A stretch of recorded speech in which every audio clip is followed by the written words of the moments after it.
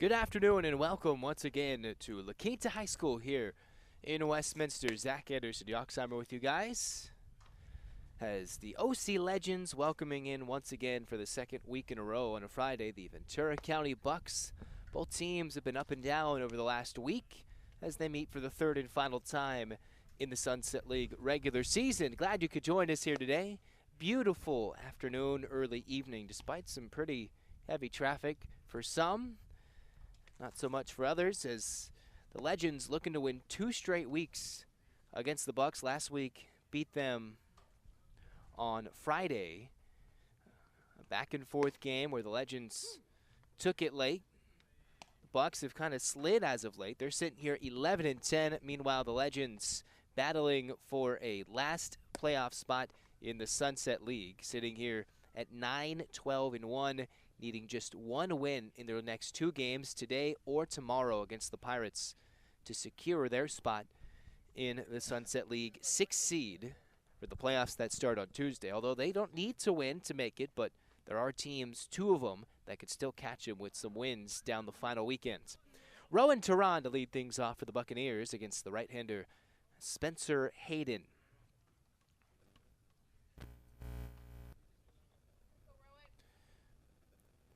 So Tehran in this 9-man batting order against Hayden, who will be working from the stretch. First pitch is lightly tapped down the first base side. It'll be fielded by Seth Nelson. He'll tap the bag for out number 1. First pitch at 4:01 today on Friday, July the 22nd.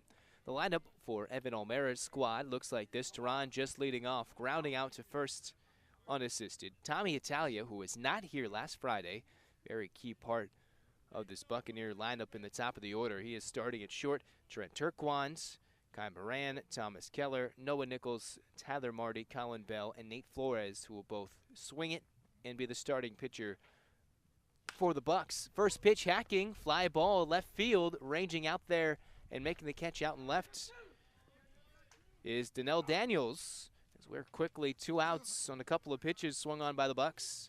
Free swinging early, 2 outs, nobody on for Hayden. The Legends look like this. Rowan Dupre catching Spencer Hayden.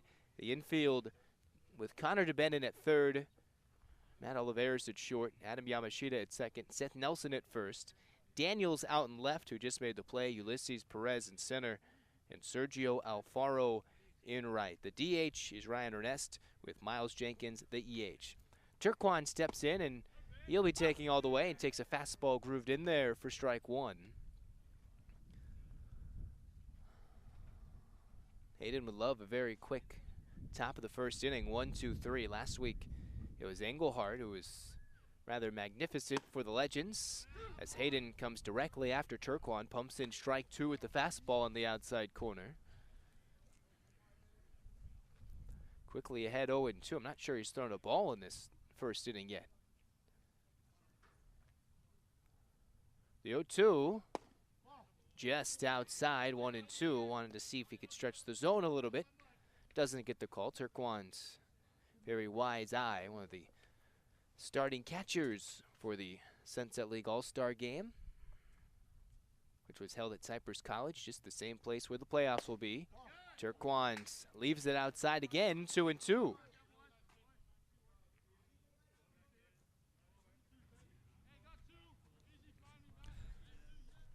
So Tehran, he grounded out lightly to first. Italia flew out to left, and it's Turquan's chance, 2 out, nobody on.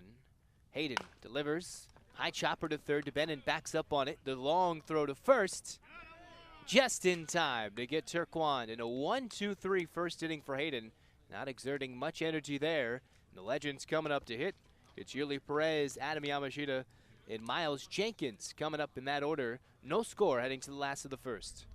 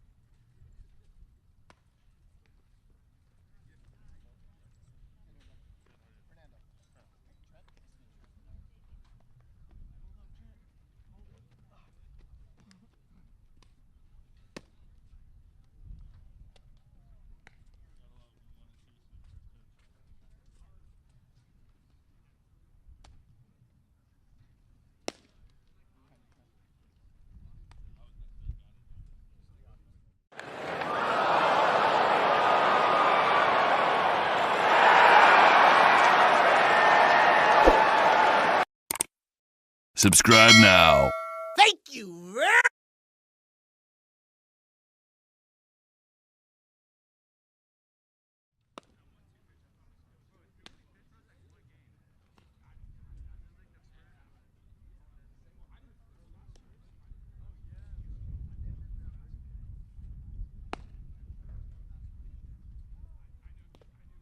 Well, we head to the bottom of the first. No score between the Bucks and the OC Legends. The 11-10 Bucks, who won't fall out of the postseason. They've got their spot secured, sitting currently in the number 5 slot, a very dangerous 5 seed, although they can put themselves into semi-danger. First round of the Sunset League playoffs, or single elimination. Legends last year the 6th seed and look poised to be there again. Take a very poor weekend for the Bucks to find themselves under 500, which they certainly could. Slim chance that the Legends could even leapfrog the Buccaneers in the playoff standings. It would take 2 Legends wins, including today, and beating the first place Pirates tomorrow. An 11 a.m. first pitch here at La Quinta. And then it would take the Buccaneers to lose the rest of the couple games they have left. But you never know, lots of things in play. You could go to the 5 seed, you can be out. Bucks could be maybe as high as the 3 seed. They could find themselves as the 5 seed. But all in all, here's Yuli Perez stepping in, taking a first pitch strike from Nate Flores. Hayden goes 1-2-3 for the Legends. Flores looking to match him. Perez, Yamashita, and then Jenkins in that order. The right-hander working from the stretch, kicks and delivers, and the 0-1 misses outside 1-1. The cleanup spot, you have Seth Nelson, big power from the left side. Matt Oliveras, Danelle Daniels, Ryan Ernest DHing, Sergio Alfaro, Connor DeBenin, and Rowan Dupre in the 10 spot. 1-1. And going around just enough was Perez on a ball in the dirt. There's strike 2. Usually pretty good bat-to-ball skills, but didn't read that one well in the dirt. As the Bucks have been no stranger to the Sunset League's shortage of needed pitchers this summer. Here's a high bouncer to second, bouncing high in the glove at second, and Perez will be safe at first. A quick play from Tyler Marty, having to wait for it to land in his glove. Thomas Keller reaching for it, but an infield single for Perez to start things off in the bottom of the first. So now Yamashita, the switch hitter.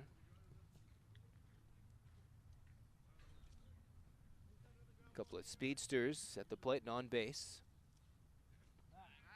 Quick check on first. Keller decided not to apply the tag. Would have had a good chance there, but instead, Perez slowly works his lead even bigger.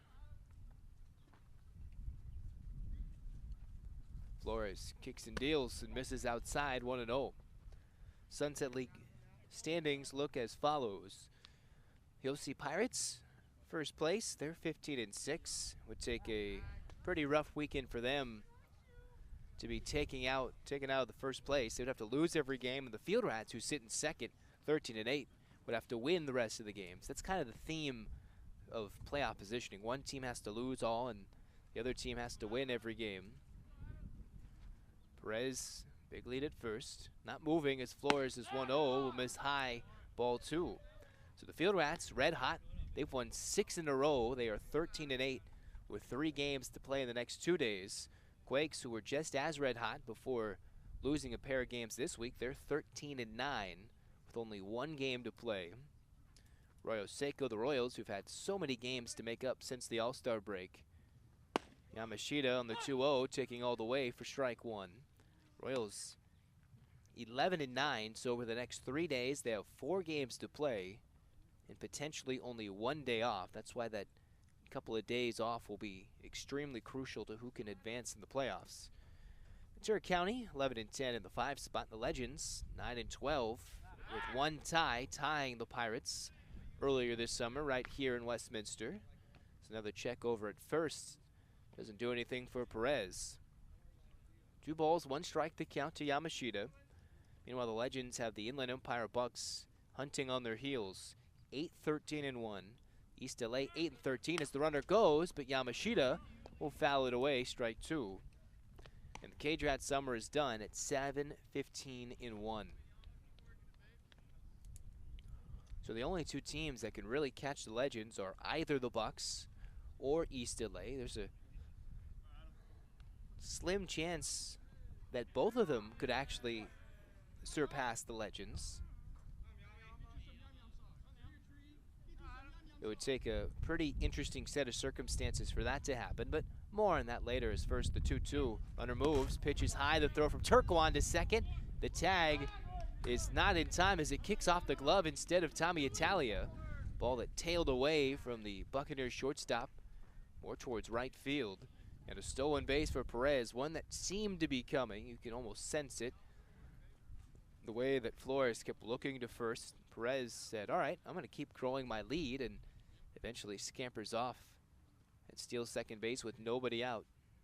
Big lead going to third, and Yamashita will punch it high in the air, coming down to the backside of the mound to catch it as Flores, and there is out number 1. 1 out, runner in scoring position as Miles Jenkins digs in.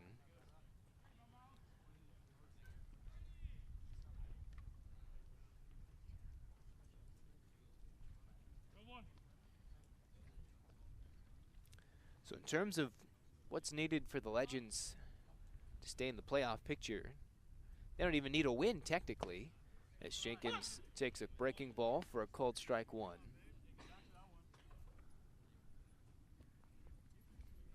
All they need is 2 East LA losses and 1 Inland Empire loss. If the Legends don't win either today or tomorrow, and the runner is a little bit off the second base bag, but Flores had nobody to throw to. Perez easily back in there. So the easiest scenario for the Legends is win and you're in, either today or tomorrow. It's a breaking ball left in the dirt for ball 1. A rare scenario where if they can win 2, they could even leapfrog this Bucks team, who if they only get 1 win, 1 loss, and a tie, or 1 win and 2 losses, they could easily find themselves dipping below. Here's the pitch, and Jenkins swings and misses, strike 2.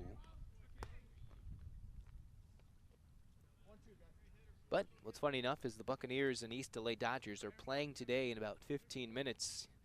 The Bucks already beat them earlier this week on Wednesday out in East LA, so a lot of ifs, what could be's. Just got to play the games and see what happens after the stats are uploaded later. Meanwhile, the stats will add a K to Jenkins' resume as he swings and misses with the 2-strike breaking ball. Out number 2, and Seth Nelson, who probably would love pretty much everybody, including myself, to maybe not mention as much that he is the 2022 Sunset League Home Run Derby champion. As he comes up with 2 outs and runner in scoring position. No score, bottom 1. Bucks went down in order in the top of the first. Perez, an infield single, and stole second. Now a line drive over the head of Italia into center. This ball bounces in the glove of Moran. The throw home on a hop, and sliding in safely is Perez to throw to second, and the tag is in time to get Nelson. The run scores as Perez slid in safely before the throw to second, but it's 1-0 Legends on the base hit from Nelson before he's thrown out at second, looking to advance on the throw. Legends lead it by a run heading to the second inning.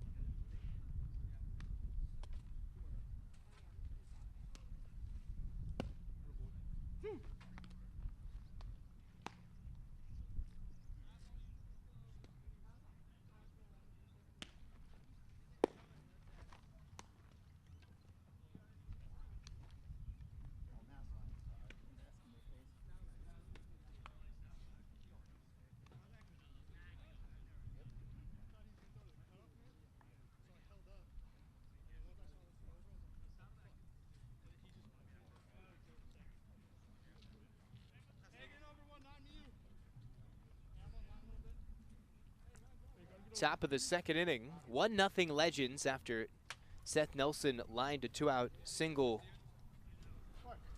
to center and eventually was thrown out, advancing to second to end the inning. Spencer Hayden against Kai Moran, who first pitch chops it to second. Spinorama from Yamashita, and he turns and with the reverse spin eventually throws to first to retire Moran for the first out of the second inning.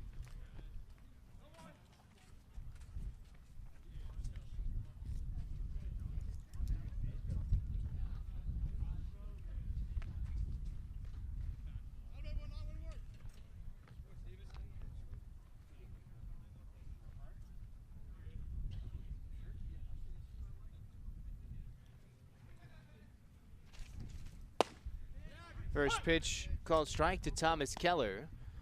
Today's starting first baseman could come out in relief on the mounds.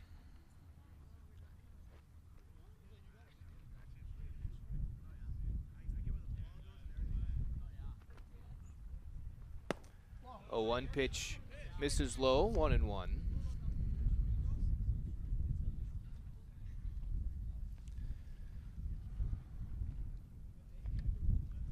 One out, nobody on. The first 4 in a row retired for Hayden. Mostly weak contacts as this one's chopped up the middle, but into the glove of the right-hander, who will turn, take a couple steps, underhand flip to first, and there's out number 2.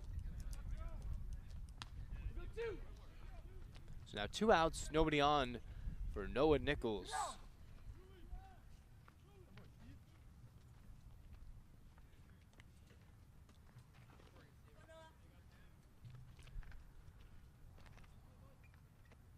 Last year, or last week I should say, was Engelhardt going deep in the game. We'll see how deep Hayden can go. As the righty comes set, the belt delivers. And Nichols, just like Turquoise did with 2 outs, after a quick 2 outs in the first inning, he took a first pitch fastball for a strike, 0-1.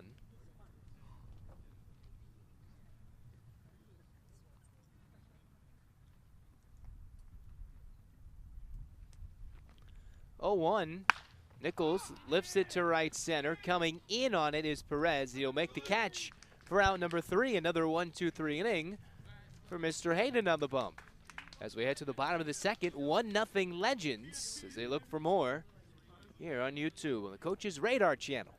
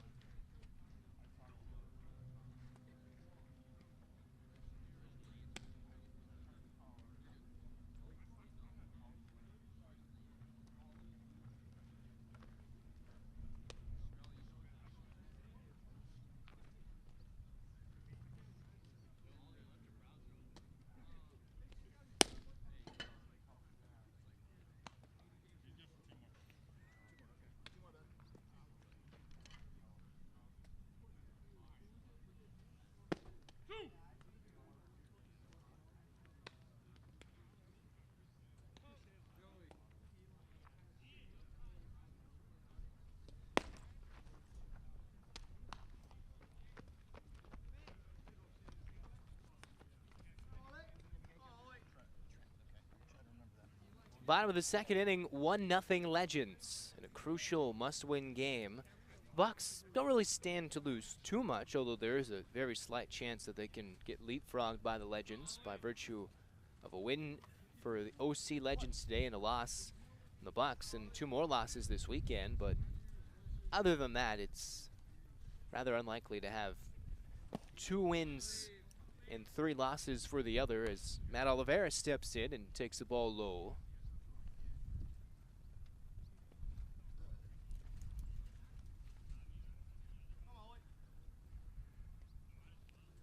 The 1-0 from Nate Flores, and Oliveras chops it foul down the first base side. It was a very close play, and with the lack of a bit of a foul line down that line, it's a very awkward call for the first base umpire.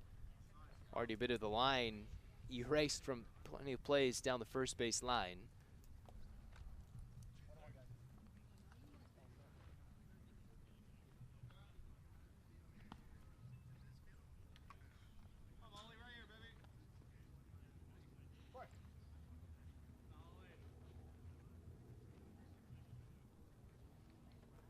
So Flores set. The only damage against him was an infield single and then a line drive single to center, scoring the run as Oliveras takes a called strike 2.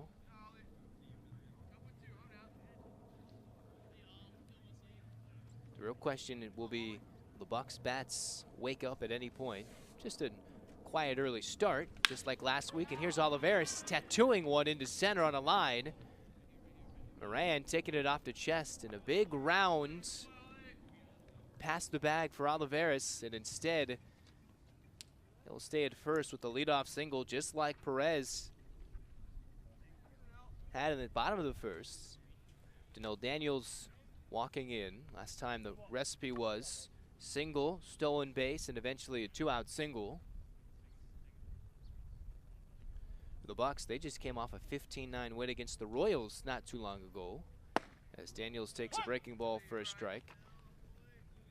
Previous couple of games, Bucks had really hit the ball well, hitting over 300 in the first 2 matchups, but throw them out the window in the final game of the regular season for these 2 teams against each other. Runner goes. Daniels will sky it to left. Oliveras will wait for it to come down and eventually scamper back as it's caught out and left by Colin Bell for out number 1.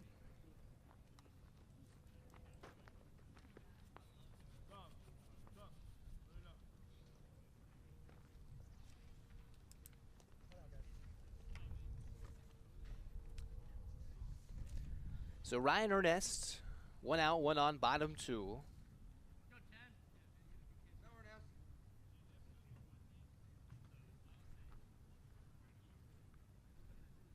The righty delivers, and Ernest, with the loud pop of the glove, will take outside 1-0.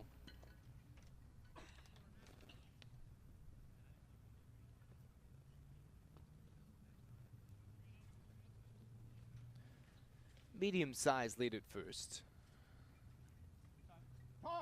This time is called right before Flores throws that pitch. Ernest eventually vacating the area, making sure he doesn't get hit by the errant pitch thrown by Flores.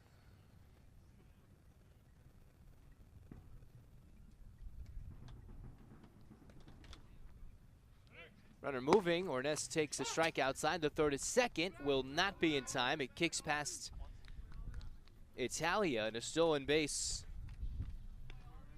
for Matt Oliveras.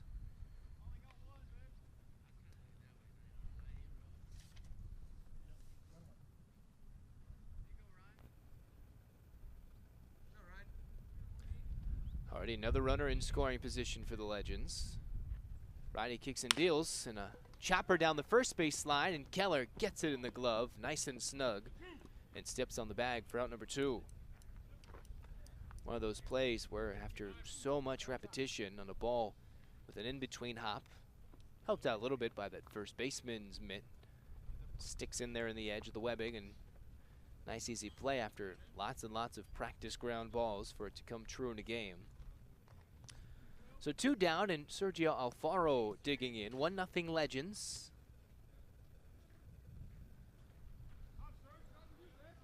looking for another 2-out base hit. Flores looking to evade the danger and move the game to the third. Alfaro will chop it foul down the third base line. Tehran playing at third base. He's been moved all around the infield so far this summer. Third, short, second. 0-1 to Alfaro.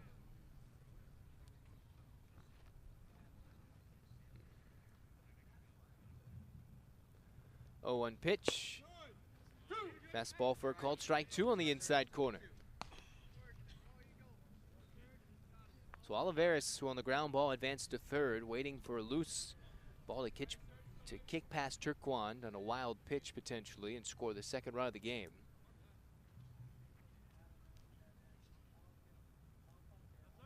The righty kicks and deals. Alfaro will foul it away.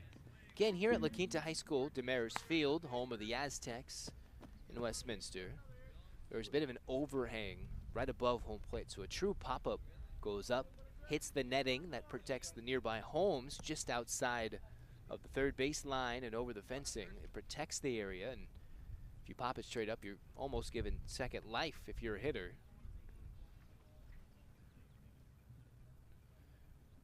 Two-strike pitch. This one's lifted. Deep left center. Moran turning around right to the wall, and he'll make the catch. Had to make a full spinaroo, 360, and eventually the ball ran out of room. It died just before the batter's eye for out number 3 after a hard sting off the bat of Alfaro. 1-0 Legends as we head to the third.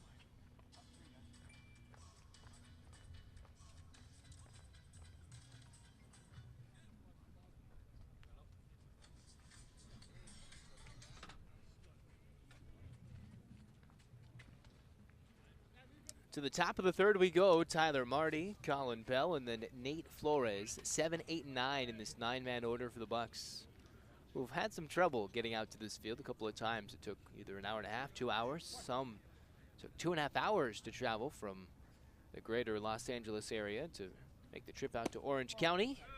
As Spencer Hayden, all he's done is simply mow him down, 6 up, 6 down, but this is outside 1-0 to Marty.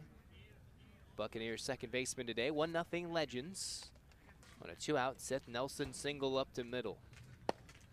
Fastball catches the corner for a strike.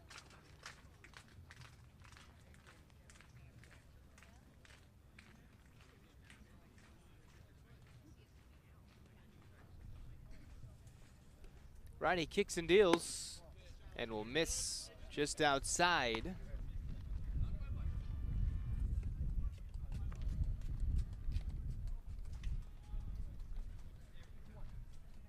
Two balls, 1 strike, all looking to pin on that outside corner.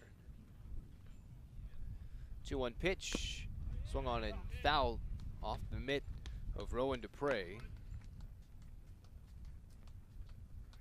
So far this summer, the 6'3" right-hander. No wins and a loss.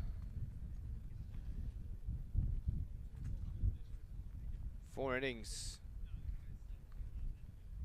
7 hits, 5 runs, an ERA over 11. But here's a line drive hit to right, and it's over the head of Alfaro, misplayed, and Marty racing for 2.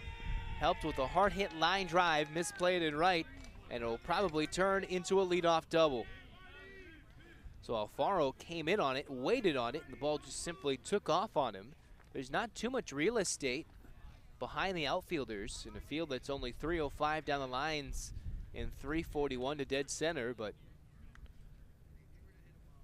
instead Alfaro waited on it and it took off. And now here's Colin Bell with a runner in scoring position, a chance to tie the game with nobody out in the top of the 3rd. That is the first man to reach against Hayden. Will kick and fire. Bell a little late on it, jammed, fouls it away. Most recent outing for Hayden was 6 days ago against the Royals in a 6-3 Legends loss. One of those 4 games that the Legends have played since last playing the Bucks a week ago today. He took the loss, went 4 innings, and gave up those 7 runs. It's his pitch. It's a breaking ball outside.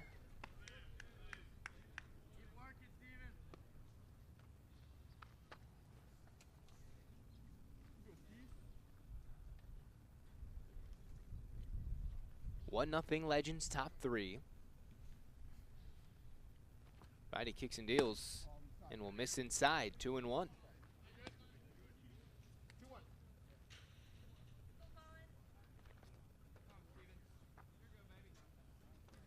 Both teams already split the first 2 games.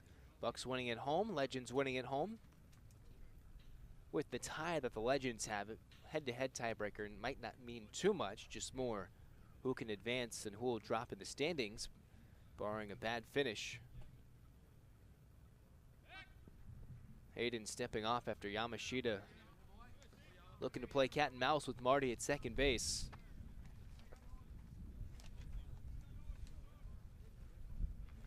Bell, then Flores, and in the hole, Rowan Tehran. Righty kicks and deals, a swing and a miss. Strike 2.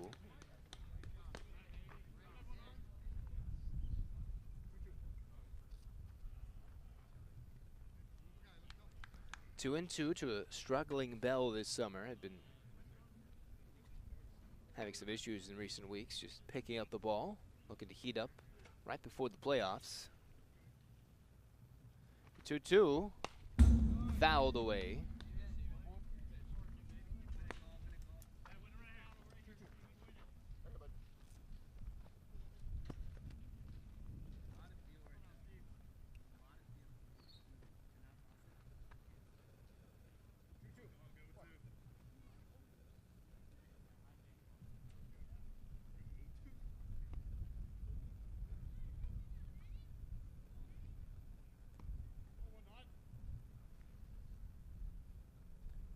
Hayden taking his time, kicks and delivers. Bell will smack it up the middle, and the throw from Hayden over to third, and it kicks away to Dubenin. Hayden getting a good piece of himself on that one. Frustrated, slams his glove in frustration as Bell goes up the middle on the infield single. Hayden had no play, decided, all right, the ball's here, let's go to third. And now it's first and third, nobody out in the top of the 3rd inning. A 1-run lead, and here's Nate Flores. Flores, who's hailing from Glendale Community College. Pitching and hitting today, will take right down the middle for strike 1.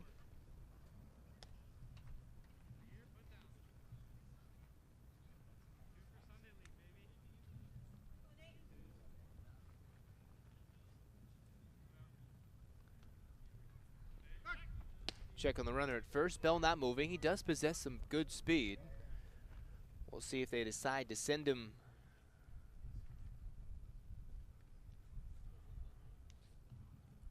maybe getting a run down, at least try and get that runner to score from third, or just put runners in scoring position. There he goes. Dupre will fake the throw and give up the base as Bell will steal second. Second and third, nobody out in the top of the 3rd. Legends clinging to a lead, but a base hit here could put the Bucks in front. The San Fernando kid.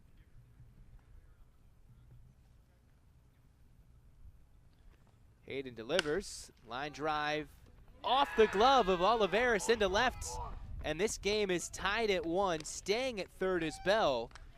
Just an inch too small on either the leap, the vert, the height, or the glove. But whatever it was, Oliveris had it right on the edge. Couldn't snow cone it. And the base hit, the third of the inning, ties it at 1. Marty scores from third. Bell advances to third. And now runners at the corners, still nobody out in this third inning, and a tie score at 1. A Legends win would ensure them to be in the Sunset League playoffs next week, either today or tomorrow. Rowan Tehran will step in and take a ball up and in, 1-0.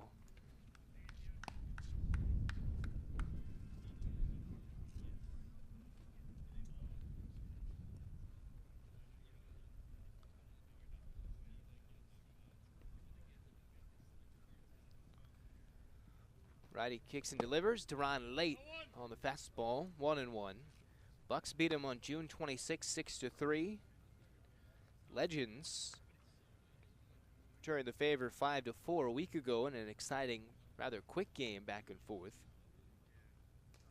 Now their final 2 games, at least of the regular season. Back and forth we go. 1-1. Breaking ball cut on and missed, 1-2.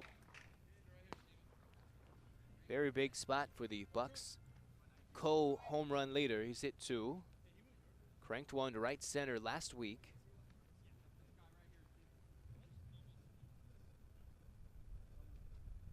Went 2 for 4 with a pair of RBIs. As Hayden gets strike 2 fouled away. It's Tehran, Italia, and then Turquoise.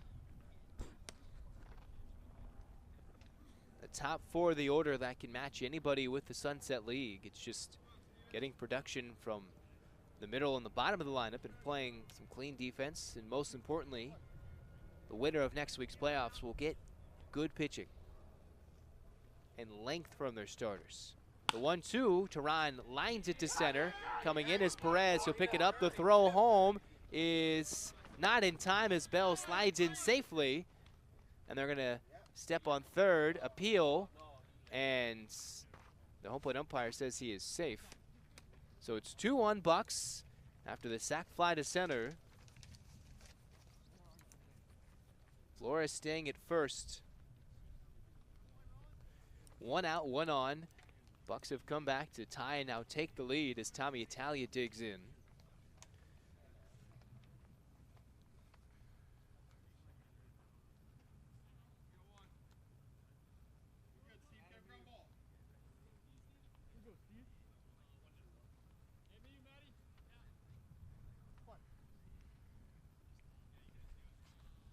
Hayden set. And will miss low and away, 1-0. Bucks who've had their fair share of good, bad, and everything in between. Points has been the lack of pitching and lack of timely hitting that's done them in. And they've gotten guys on, put them in a scoring position, and not driven them in. Here they are manufacturing a pair of runs. Starting with the single off the glove of Oliveris that's short, just out of his reach. And the sac fly that scores a run. Italia fouling it away. There was a game earlier this summer I did when they played the Royals, where they had a leadoff runner on with either 1 out or nobody out in 7 of the 9 innings. And they lost that game. They lost. Surprising, yes. You get the leadoff man, put him in scoring position, second or third. So many times to put pressure on the pitcher, and they just could not get him in. As Italia cues it off the end of the bat. Oh, nice catch over there in the Legends dugout. I certainly couldn't make that play. At least not barehanded.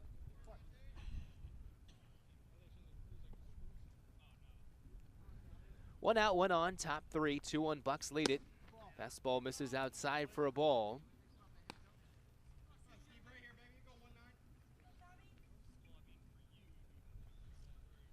Talia, who does possess some sneaky pop.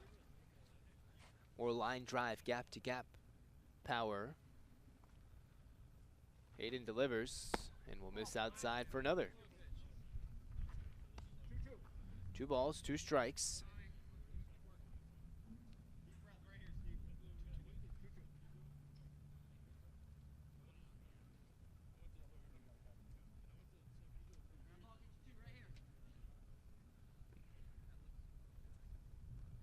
Hayden set the 2-2. Cut on a missed strike 3. Gets Italia to chase. There's the second out of the third. First 2 innings were as breezy and as quick he could get. Early swings. Nobody working the count. Getting nice, easy outs, soft contact. Now line drives. Ball's finding the barrel a little more. As Turquan digs in, 2-out runner at first.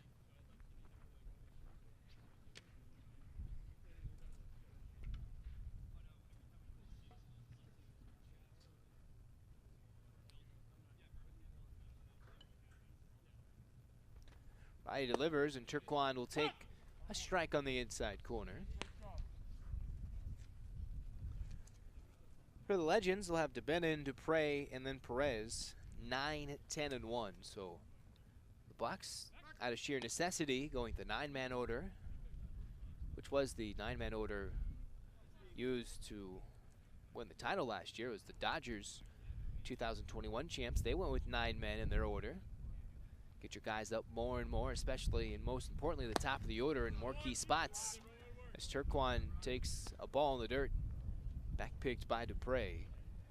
Legends going with the 10-man order in Sunset League rules. 10-man, EH and DH. Get more kids playing time, easily filter them in and out. Most importantly, get more ABs. As Turquan chops this to short, head-high hop for Olivares, who will flip over to Yamashita at second, and that ends a lengthy and disastrous second inning. 2-1, Legends now losing to the Bucs as we head to the home half of the third.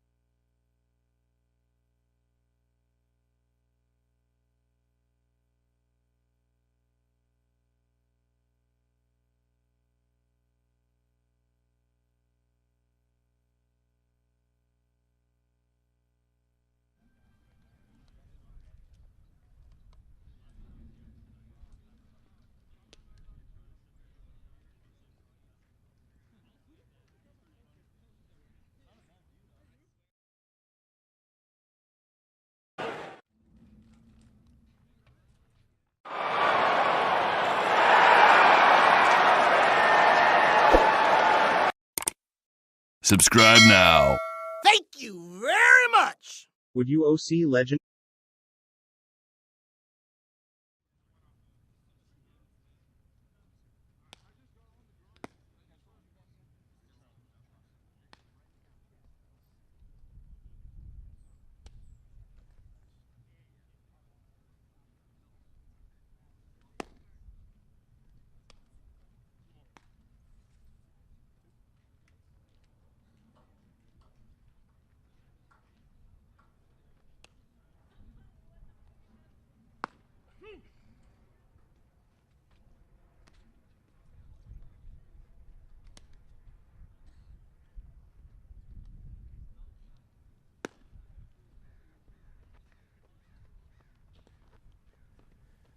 Bottom of the third, 2-1. The Buccaneers leading after a 2-run top of the third.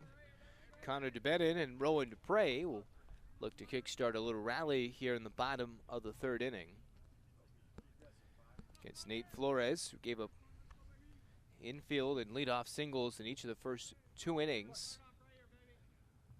Both times, the Legends had a stolen base to get themselves in a scoring position with less than 2 outs, but only once have they cashed in. DeBennon, a good rip at it, comes up empty.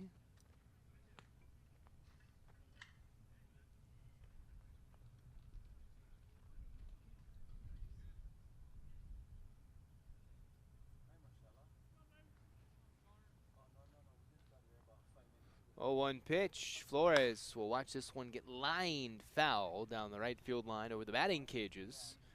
Legends in the orange tops, some slight gray stripes, white lettering, and white numbers, white pants. The Bucks going with the gray pants, red lettering, red caps, charcoal tops, and the black stirrups for some, black socks for other, and pants down look for the majority. Flores, the 0-2. Breaking ball, fouled away.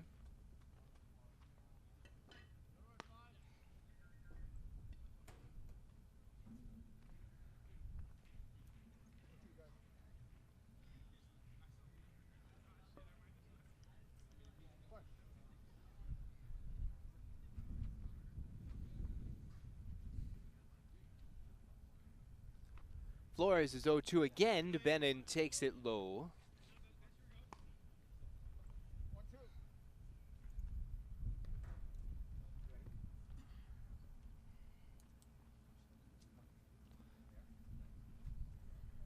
Key to get the leadoff man on to start an inning. And while Flores looking for the first time today, we retire the leadoff man. And DeBennon lines it over the third base bag and into left field over the head of Teran. DeBennon thinking about second, a very big round, and stops right in his tracks. Third consecutive inning, leadoff man has reached. DeBennon just with a little pull line drive. Nothing Teran could do, but not enough in the corner to get a leadoff double. So here's Rowan Dupre. We'll see if he's asked to bunt. If they go with the usual formula, which is a stolen base, which they're 2 for 2 today against the Flores Turquan combo.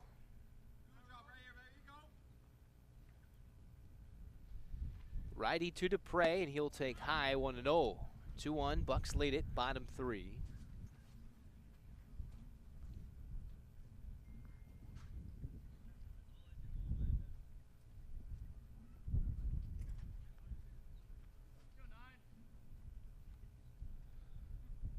The 1-0, Dupre taking it all the way, and there's a breaking ball for strike 1.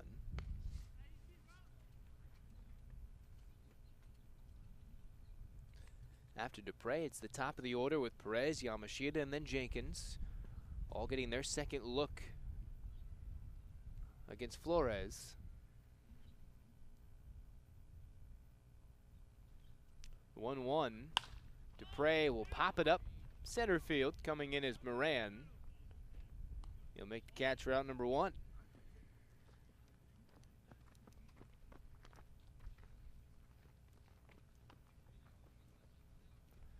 So now here's Yuli Perez, who had a high chopping infield single to second. Just beat it out at first and gave the Legends the early lead, scoring on the Seth Nelson single to center. We'll see what we can do to spark the rally in the third. DeBennon slowly but surely growing that lead. And Perez will take a strike on the outside corner, 0-1. A little head tilt and a look of disgust.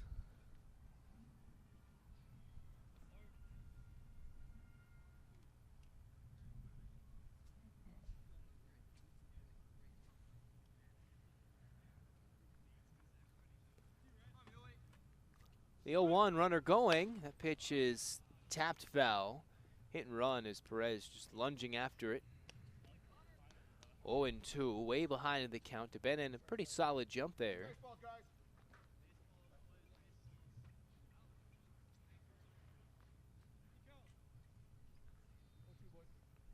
One out, one on, bottom 3. 3 straight innings the Legends have had the leadoff man reach. Flores will kick and deal, and Perez will take just outside, 1-2. It's a good spot to leave an 0-2 pitch.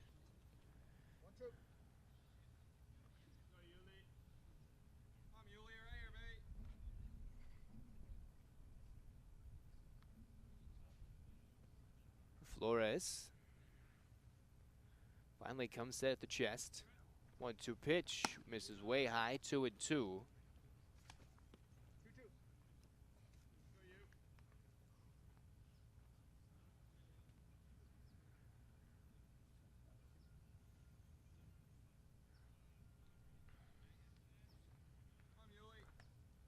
Very key game for both teams as the Bucks leading it 2-1. Swing and a miss, and Perez way out in front, twirls around. There's out number 2, fooled on the off speed. The second out of the inning brings up Adam Yamashita. Still at first is DeBennett, who's tried to steal a couple of times, but both times pitch was fouled off.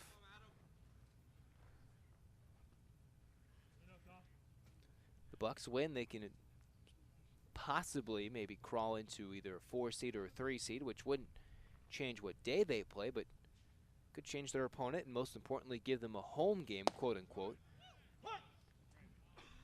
As Yamashita takes a called strike 1, which means last ups in a winner take all game. Last year there was a walk-off win in the first round of the Sunset League playoffs.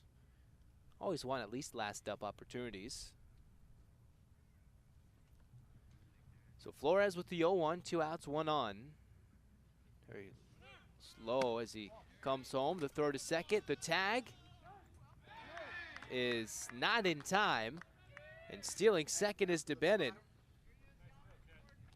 Turquoise with quite the throw, just not in time. And now the tying run in scoring position.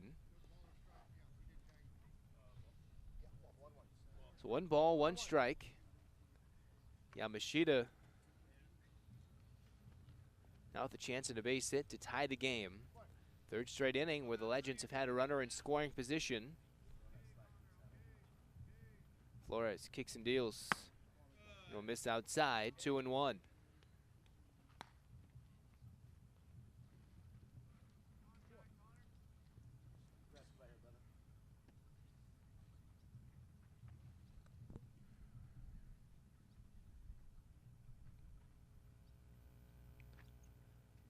This one's lifted to left, going back and sitting underneath it is Bell before taking a step in, and there's out number 3. So despite the 3rd inning giving up a leadoff hit, giving up a stolen base, Legends cannot get to Nate Flores. As we go the 4th, 2-1, Bucks lead it.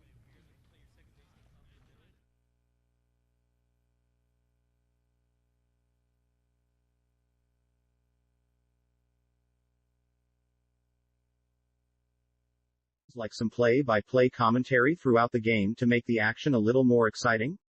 Of course you would.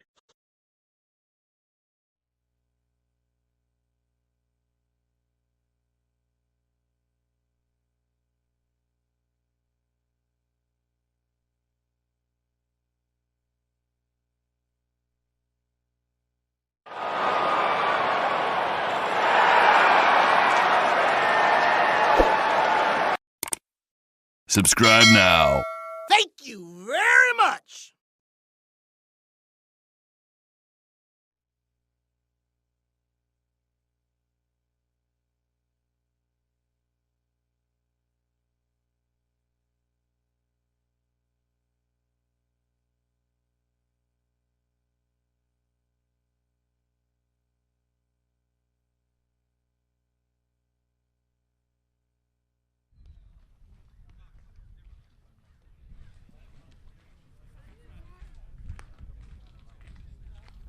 Top of the 4th inning. It's 2-1. Bucks leading it, looking for some more runs. Coming off a 15-run onslaught of the Royals.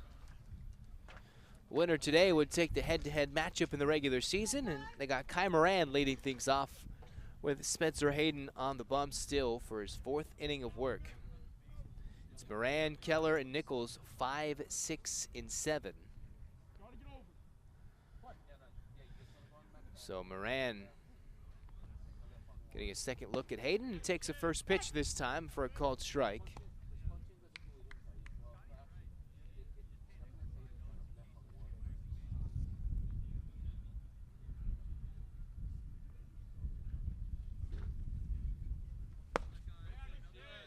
Fastball for a called strike 2.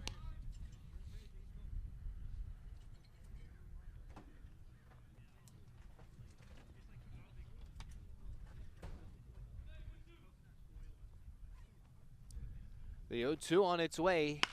And Moran chops it hard to second. Sliding stop for Yamashita, and he'll turn and fire to first. Feet first slide to retire Moran, and a nifty play to open up the fourth. One out, nobody on, and Keller, who last grounded out back to the box, his first plate appearance. We'll see if Hayden can settle down around that little mix-up in the third. All that started it was a line drive misplayed in right. Alfaro, but eventually a couple of hits later. Sac fly to center, gave the Bucks the lead. Righty delivers, hard hit line drive foul down the left field line.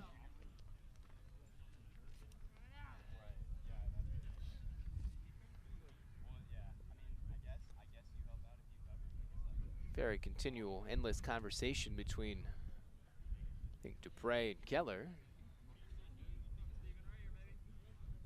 It's interesting how hitters can dig in, catchers can catch, and just have an endless conversation back and forth. While Hayden's focused on one thing, and that's getting you out as he misses outside 1-0.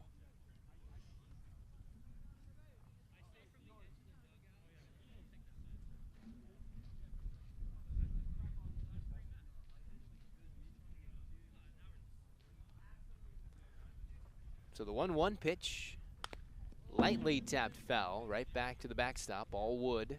Very short backstop, so any plays on a wild pitch that involve home plate, or even on a carry back to the catcher on a throw to third, could prove important come later in the game.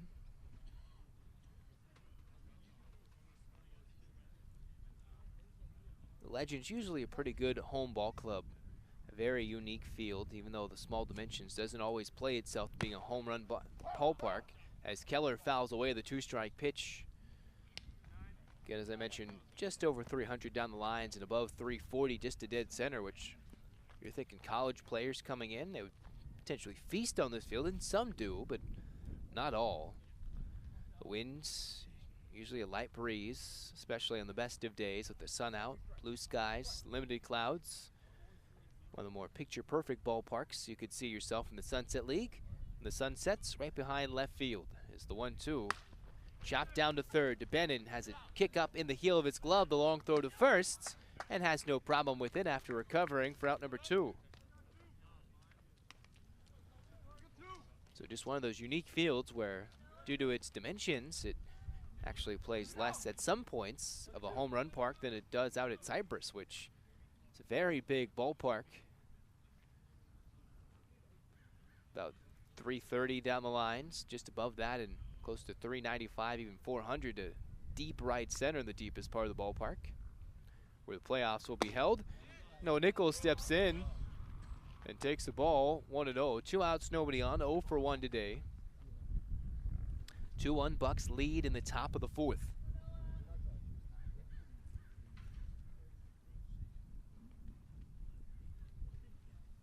Hayden rocks and fires, and Nichols will smack it away foul onto a nearby football field.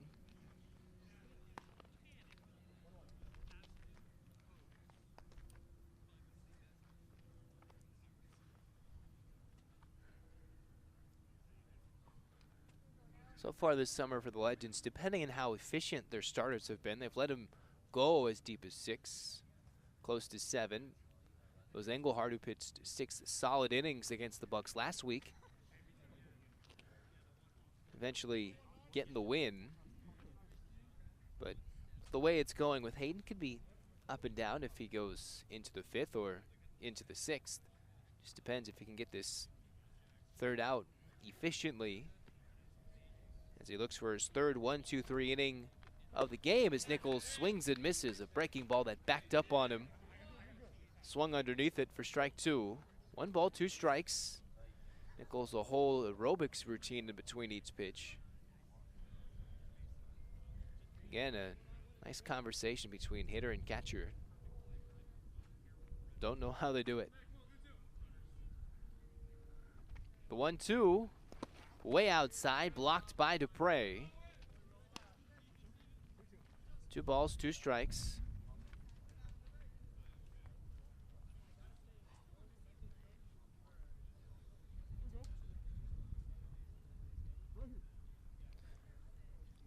2 outs, nobody on. The 2-2 right there. Called strike 3 and a loud grunt ringing him up. Nichols conferring with the home plate umpire saying, was that really in the corner? And the umpire says, yes, it was. As Hayden, little energy coming out of that Legends dugout now after that 1-2-3 inning. And it's 2-1. Legends trailing by a run, heading to the bottom of the 4th as Hayden's through 4. Can you let me know when there's any changes made? Just getting subs. Yeah, I'll let you know. Okay, perfect. Thank you, man. Yet, so. Okay, yeah, thank you, man. You're gonna be over in that dugout? Yeah, I'll be right here. Okay, thank you.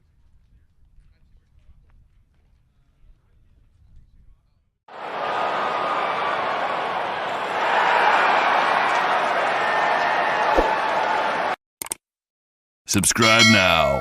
Thank you very much. Would you OC Legends fans like some play-by-play comment?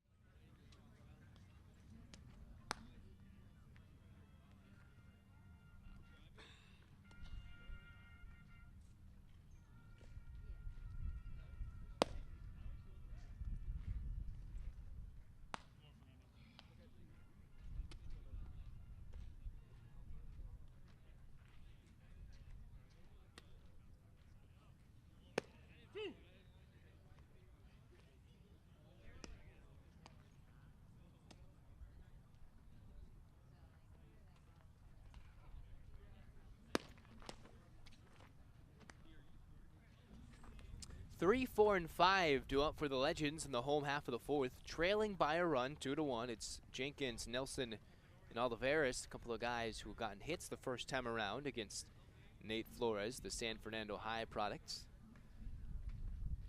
The Tiger, San Fernando Valley kid on Glendale Community College, GCC, just like his teammate Kai Moran. Righty kicks and misses in the dirt to Miles Jenkins, who did strike out swinging in the first time.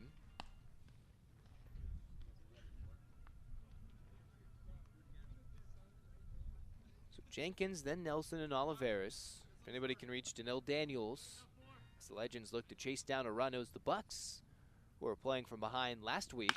And Jenkins smacks it up the middle on the line for a base hit. Oh boy, that was tattooed. Smoked up the middle. And for the 4th consecutive inning, it's a leadoff single to start against Flores. Interesting trend for the Legends, and I've seen it before on behalf of the Bucks where they had this type of success and didn't convert. But when you bring up Seth Nelson and a guy on, he can put a dent in the scoreboard or dent in the scorebook with a 2-run bomb. Already has an RBI single today. His team trailing by a run. He will swing and miss 0-1. Some nice late action out of the hands from Flores on that ball, tailing away from his bat. 0-1. Nelson, who had 6 home runs in the Sunset League Home Run Derby, said he had won 2 in his life, finished second in a 1 versus 3 person home run derby. Just narrowly missed winning a 3rd of his lifetime as the All-Star Home Run Derby champ. Already with an RBI today. Each of the 3 innings, the leadoff man has stole second base. Jenkins looking to be the 4th. That pitch misses low, but Turquoise making easy work on a ball in the dirt.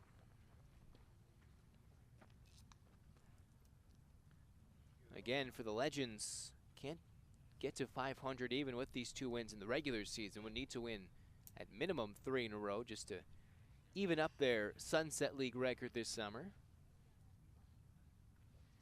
Runner not going. Nelson popped it up and fouls it away off the overhang. 1 ball and 2 strikes. This is one of those sneaky part of the lineups for Flores. If he can get through this part of the lineup unscathed, he could really go maybe 5 or 6. And of course, right as I say that, there is Buccaneer man getting loose in the bullpen down the right field line. The 1-2. Nelson will pop it up. This will stay in the infield at second base. It's Marty who will make the play. Nelson, knowing he missed it, there's the first out of the 4th. And now Matt Oliveris, who's got some pull power.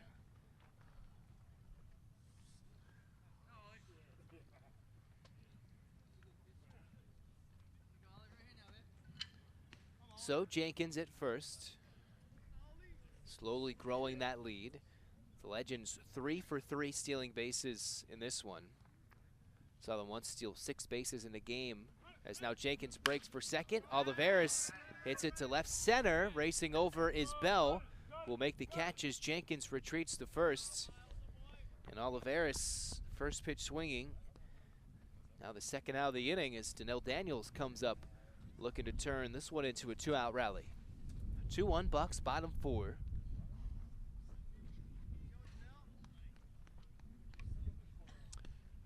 As Daniels will dig in.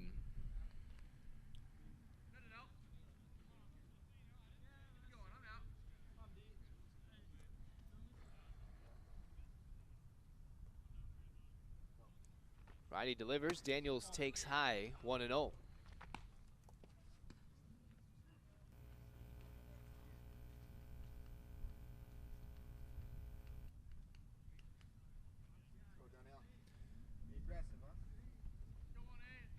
One on, 2 outs. Flores delivers up and in, 2-0. Good hitters count to search for a fastball to find a gap here to potentially tie the game with 2 outs.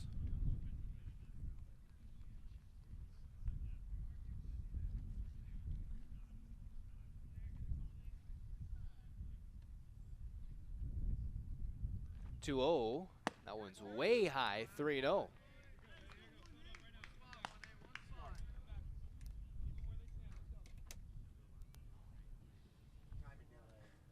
Three balls, no strikes. Jenkins at first. Zero chance we'll probably see any action here, but could be surprised. Jenkins breaks right down the middle of the throw. Not in time as Jenkins steals second. The throw kicks away from Marty, and stolen base of second for Jenkins on strike 1. 3-1, the tying run in scoring position. 4 for 4, the Legends are stealing bases today. Pretty much the same thing happening every inning. Leadoff man reaching, stealing second. It's up to the hitter with an out or 2 outs to deliver. 3-1. This one will get over the head and off the glove of Marty into right. The throw will not be made, and scampering from second to score is Miles Jenkins to tie the game at 2.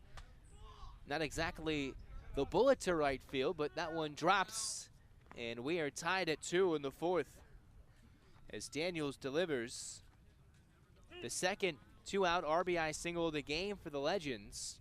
One from Nelson, one from Daniels, the left fielder. And now Ryan Ornest, as that ball just found its way over the head of Marty at second.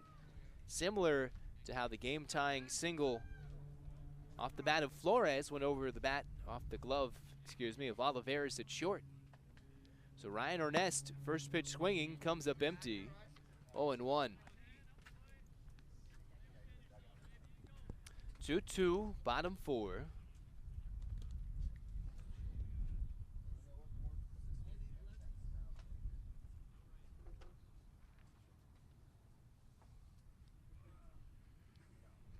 Pitch will miss outside, 1-1.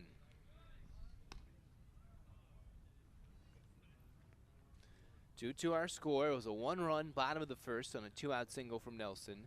2 runs in the top of the 3rd for the Bucks in an extended rally. Otherwise, the other 3 innings, they've gone down 1-2-3, and now the Legends tying it. The runner goes. Ernest swings and misses. Turquan fires high to center, and now Daniels will break for third. The throw will not come, and now Daniels will race around third. He comes home. The tag is not in time, and Daniels will score all the way from first. He stole second. Moran had trouble with it. He raced around third and scored on a close play at home, and just like that, the Legends lead it 3-2. Very funky play there. So Legends watching Daniels scamper around the bases, hustling around, and I was quite shocked to see him race around the third base bag, got the send, and just ahead of the throw from center field, Turquan couldn't get that tag whipped around in time, and 2 runs in as Ornest will foul away the 2-strike pitch. One of those sleepy 2-out rallies for the Legends, a bloop single to right, and then Daniels comes all the way on almost a little league type play.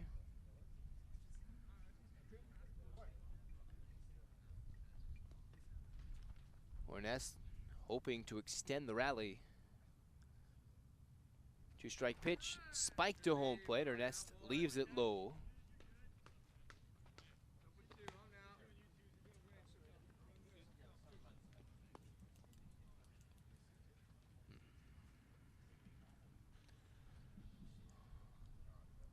Two balls, 2 strikes.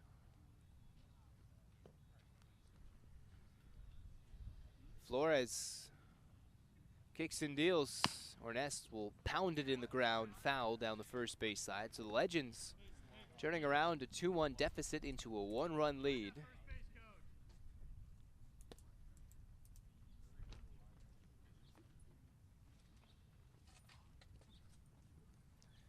And the Bucks in the 5th inning, they'll have their bottom of the order, Marty, Bell, and Flores, 7, 8, and 9.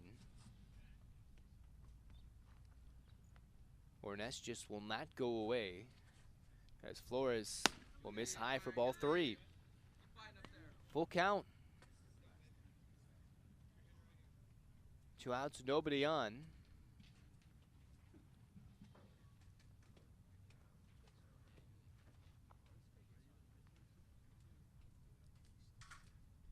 The righty fires, and Ornest swings and misses, lunging after it, low and inside, a back foot slider. And we head to the 5th. The Legends now leading it 3-2 on a 2-out single and an error on the stolen base from Daniels, scoring all the way from first as they lead.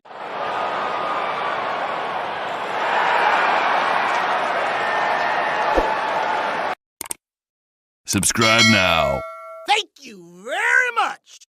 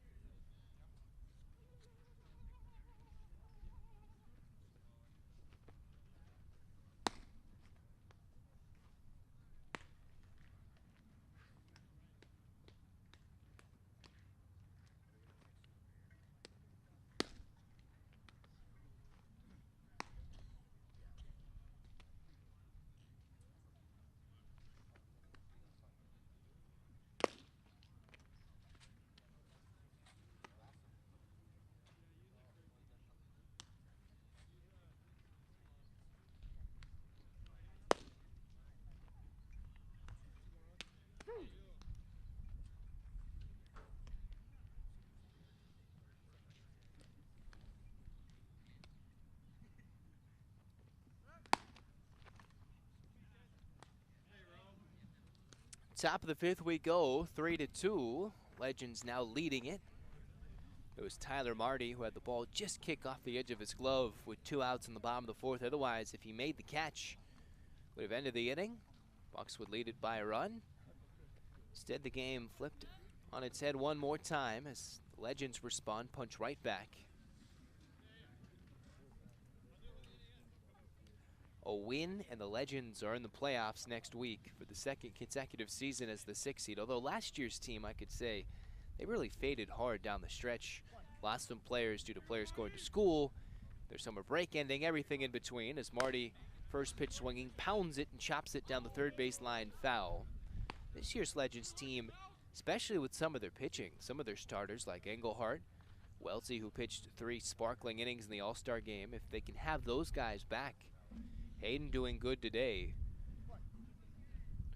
You got some guys who could really make a difference and put some fear in the eyes of the Sunset League.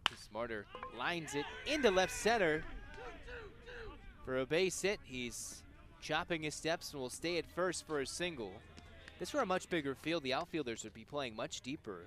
Maybe take a little longer to get to that ball and honestly have a much longer throw, but here in the smaller dimensions, you're almost stuck single to home run unless you hook it down into the corner. So the top of the 5th, Marty representing the tying run at first brings up Colin Bell, who's already got a hit today. Marty with a double and a single, 2 for 2. As I was saying about the Legends, they can certainly find a way to get things rolling All they need is a win. They play the 3 seed. That would be the Quakes. They've already beaten the Quakes this summer. As there's the first pitch for a called strike. If the Legends end up losing and even the Bucks are the 3 seed, after all things are said and done, they've already beaten the Bucks and playing them tight for a second time this summer. Outside chance that the Royals could be the 3 seed. They're the 3 seed. I'm not sure if anybody's afraid of them. They've had so many games down the stretch that their arms pretty much overused with the amount of doubleheaders they've had in the final week and a half. Another look over at first base. Cloud of dust over near first base with all the throws checking on Marty. Marty kicks and fires and misses outside for a ball.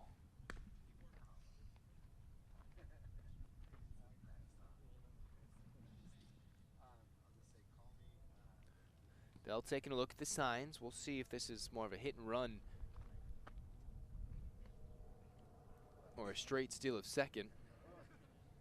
Bell, Flores, and then the top of the order for the Buccaneers. Runner going. Here's a swing and a miss. The throw from Dupre down to second. The tag is not in time. Oh, but they call batter's interference. So Bell is out on batter's interference, getting in the way of the throw from Dupre. Going back to first is Marty, so no stolen base. Batter's interference on Bell for the first out of the 5th inning. Very strong throw from Dupre. Now here's Flores, who's 1 for 1 today. Runner goes back to first on the batter's interference. And a 3-2 game in the top of the 5th. It was 5-4 a week ago. The Legends won by a run. Here's the pitch. Line drive up the middle. Past the diving glove of Olivares. And now 2 on with only 1 out. Here comes Rowan Tehran with 2 on. A chance to give his team tie game or a lead with an extra base hit here. Tehran, Italia, and then Trent Turquoise.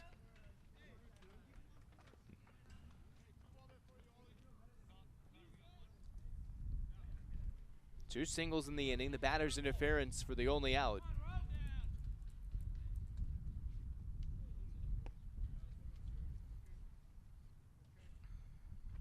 Righty delivers to Tehran and takes the strike on the outside corner, 0-1.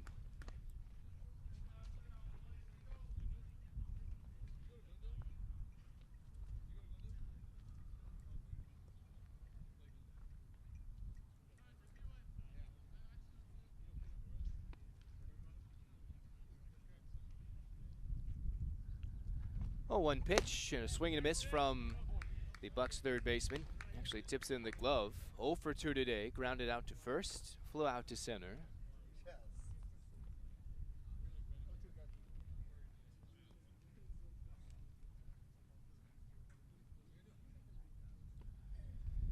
Hayden looking to escape a 5th inning jam. 3 sets of 1, 2, 3 innings. As he gets a called strike 3, Tehran does not agree. Says, come on, but there's the second out of the inning as Hayden punches him out. A very big strikeout there. Just his 3rd strikeout of the game. One of his other 3 coming against Italia, who struck out his last time up at the plate. 2 on, 2 out. Legends holding to a one-run lead in the top of the 5th.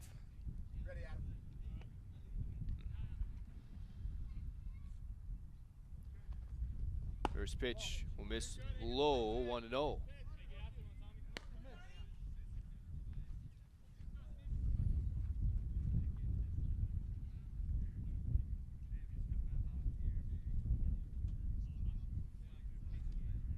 Marty at second, Flores at first.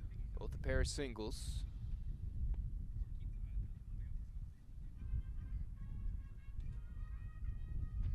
Pitch on its way and called strike to Italia, 1-1.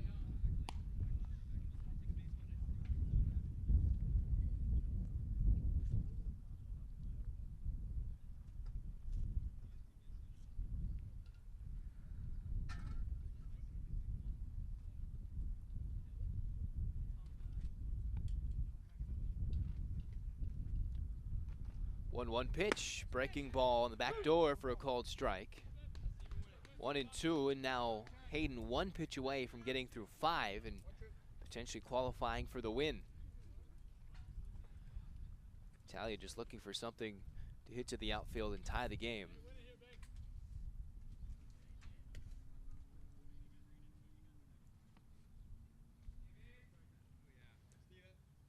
Hayden's 1-2. That's outside, 2-2. Going with the changeup there. So the deuce is wild, 2 balls, 2 strikes, 2 out and 2 on. Italia 0 for 2 today.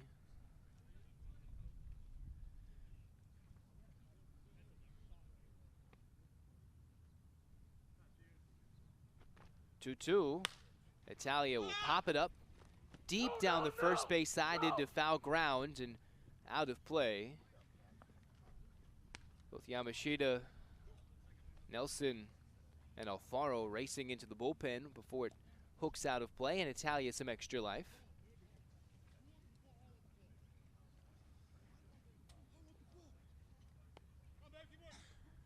Tying run at second, go ahead run at first.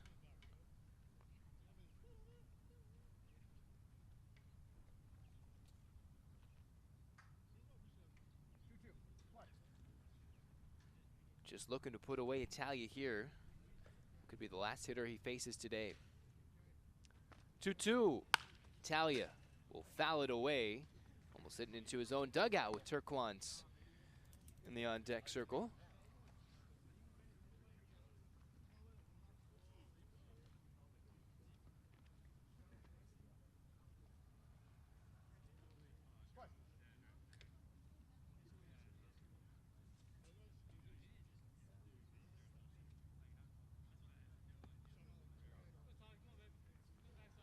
Two. That's outside, 3-2, and now the runners will get a head start in the full count. A double will at least tie the game for sure and probably give the Bucks the lead.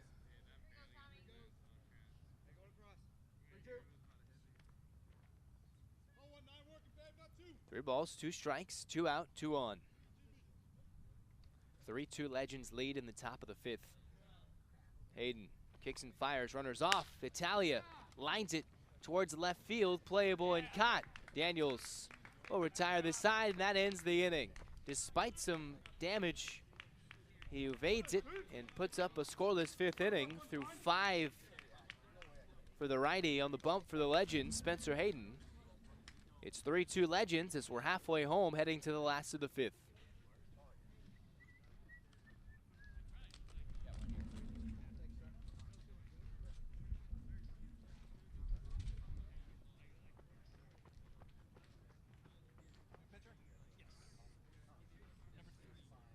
The DH will stay in the spot. Okay. New pitcher. Number 3, JP Carey. DH.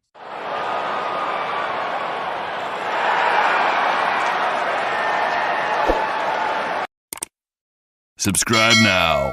Thank you very much.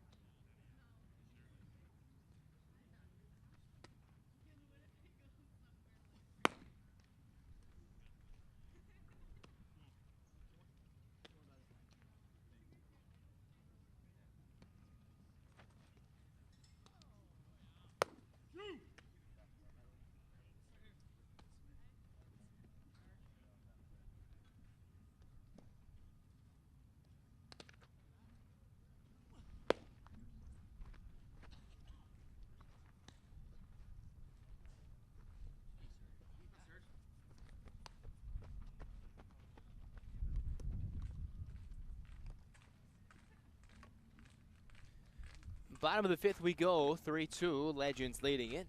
Facing a new arm as Flores is taken out after 4 innings. In line for the loss, barring a Buccaneers comeback, but 3-2, and it's Sergio Alfaro with Connor DeBenin and Rowan Dupre to follow against J.P. Carey, the Chapman right-hander.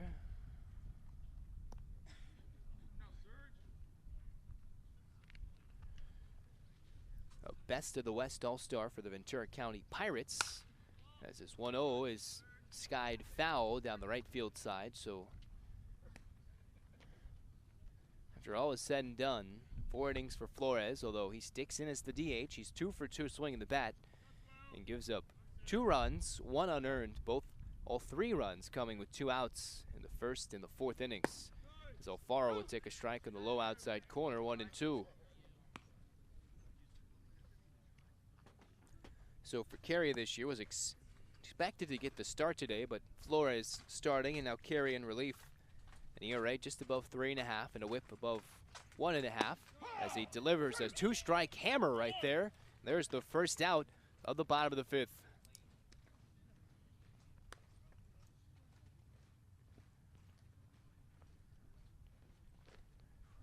So 4th strikeout for Buccaneer pitching against the now 8, 9, and 10 parts of the order, looking for a 1-2-3 inning just to keep his team in it. The Bucks came back late against Englehart last week to tie it. It's the first pitch to DeBenin with a loud grunt from Carey, a fastball for a strike, 0-1.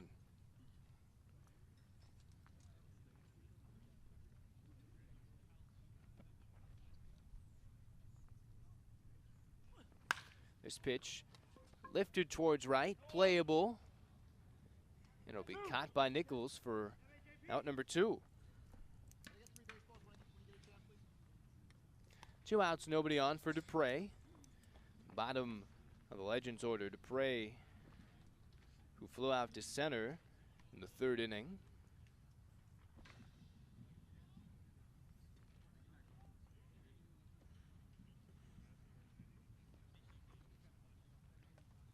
Right-hander delivers, and Dupre, first pitch hacking, comes up empty. Carey from College of the Canyons, then moving over to Chapman. Good D3 program. 3 years ago, they won the NCAA championship in baseball right before COVID. It's that pitch, cue balling it away around the fence for strike 2. So Carey being elite so far in the best of the West. An all-star now playing today for the Sunset League Bucks. Ventura County's got 3 teams, the Pirates, the Bucks, and a separate league also named the Bucks. The 0-2, Dupre rips it right back, but fouls it away to stay alive.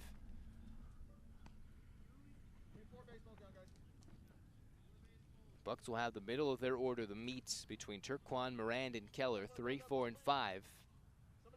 Down by at least a run.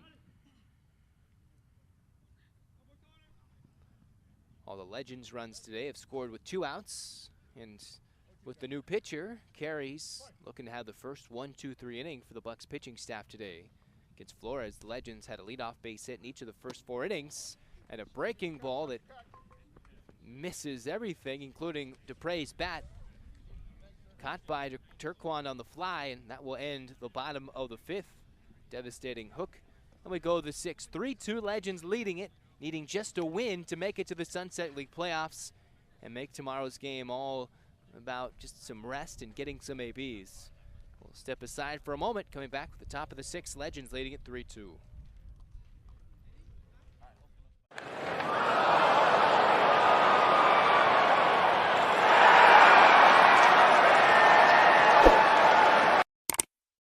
Subscribe now. Thank you very much. Would you OC Legends fan?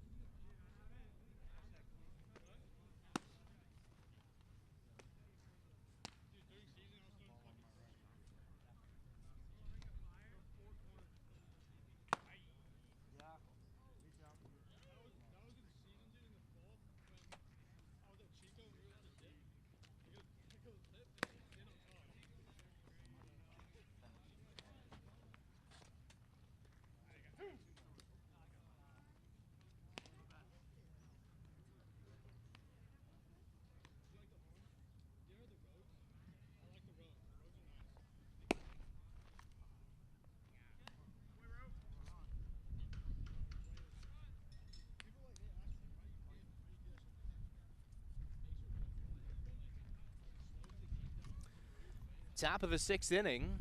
Legends 3, Bucks 2.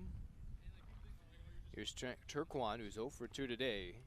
Then Kai Moran and Thomas Keller, the 3, 4, and 5 spots, who are combined 0 for 6.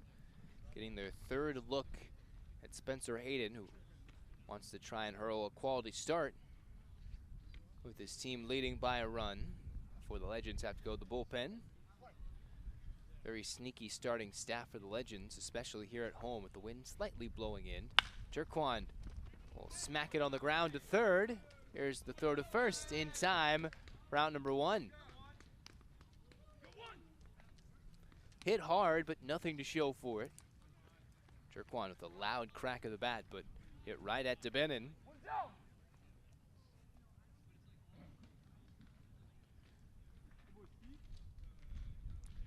Hayden today already 3 1-2-3 innings. 2 of them, ironically enough, involving the top of the order and the middle of the order, 4, 5, and 6. Moran steps in representing the tying run, tied for the team lead in home runs. Takes the first pitch strike. He's only got 2.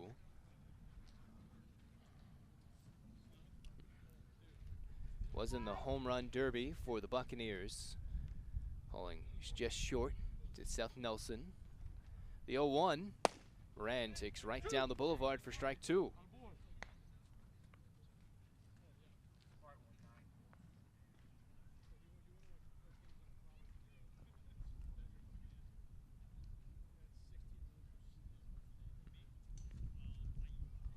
The 0-2, that one just misses low and in. A little late life on the hands of Hayden for ball 1. And slowly as the game wears on, the sun will descend and eventually settle before it completely sets just over left center, bearing down on the hitter, umpire, and the catcher. Here's the 2-strike weak chopper to short. Olivares has to be quick with it, and to first in time to beat the speedy Moran. And quickly 2 outs in the 6th.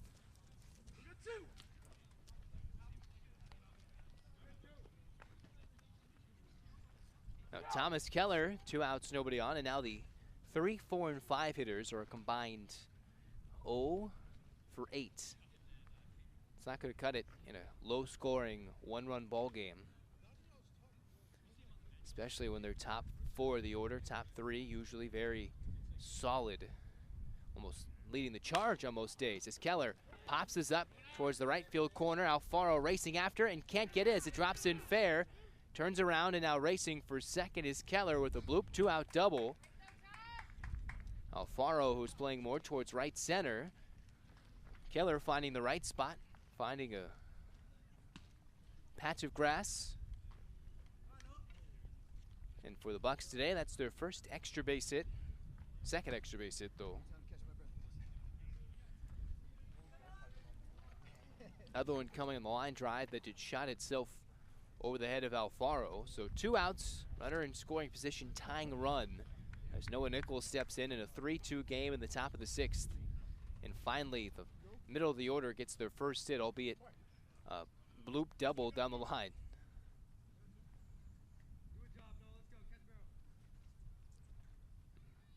Hayden comes home. Nichols taking outside 1-0.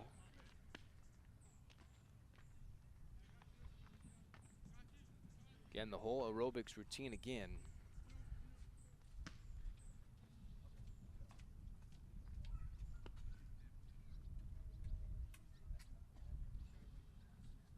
This one's chopped over towards Yamashita at second. He'll scoop it up, throw to first, and there's out number 3.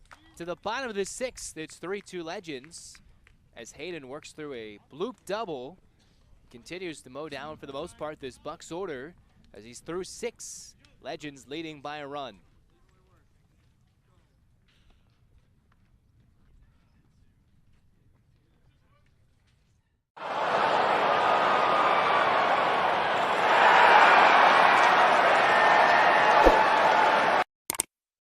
Subscribe now. Thank you very much.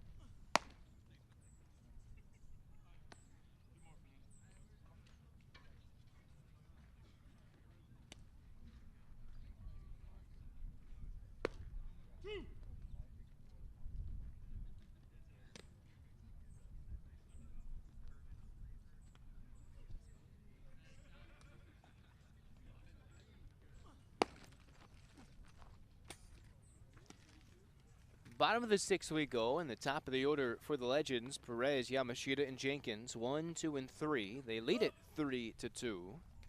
JP Carey, who made quick work of the bottom of the order. His first 3 hitters included 2 punch-outs and a weak fly-out to right. The first 1-2-3 inning for Bucks pitching today.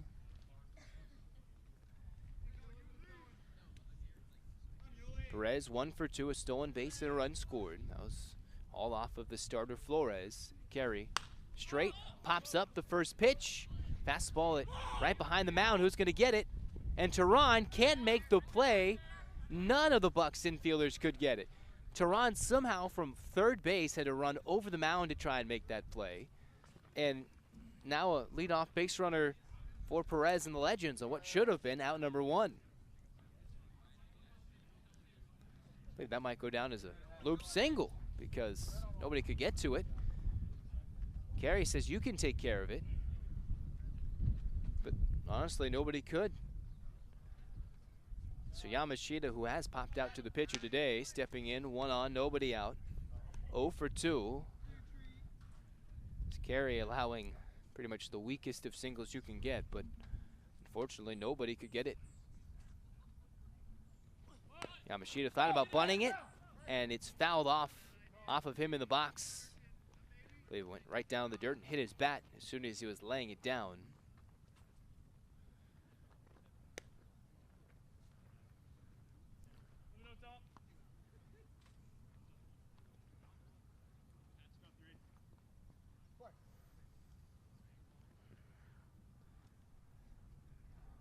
The Bucks today 4 for 4 stealing bases, but a little quicker move from Carey, the reliever. Much sharper throw that it is to first base. A lot of zip. 3-2, bottom 6. Perez goes. Pitch taken. The throw to second is not in time. Again, a tailing throw from Turquan. A strong one, but 5 for 5. The Legends are stealing bases today. Perez 2 for 2. Yamashita taking a strike on that last pitch. 0-2.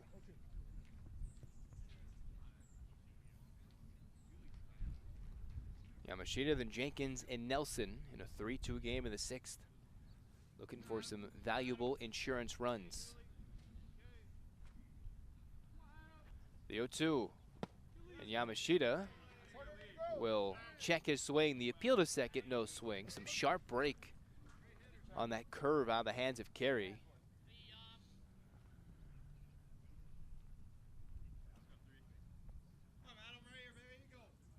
One and 2. Righty delivers. And in the dirt, he leaves it low. Just holding up each time.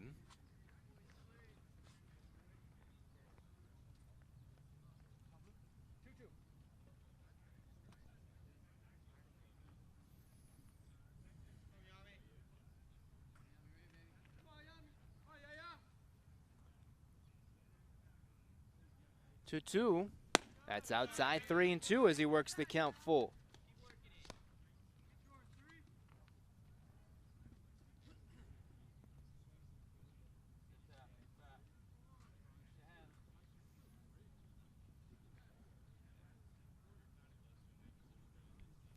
So in 5 of the 6 innings, the Legends have put the pressure on with the leadoff man getting on and stealing second. As Yamashita takes low, ball 4, works the walk despite being down 0-2. Battles back, checking his swing on a pretty close 0-2 pitch, and then nothing really close near the zone. First and second, nobody out. Here's Miles Jenkins, 1 for 2. One of those leadoff singles back in the 4th inning. First look against Carey, though. College of the Canyons and then Chapman kid. So he delivers a fastball that misses 1-0.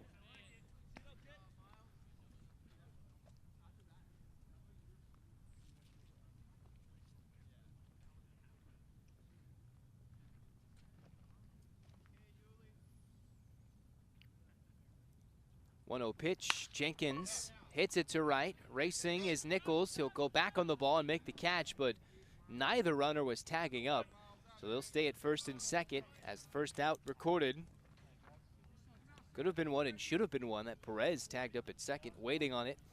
Because if Nichols misplays it, you still score from second. If he makes the catch, even though Nichols a strong throwing arm, you probably would have advanced to third. But most importantly now, Seth Nelson 2 on, only 1 out. 1 for 2 with an RBI.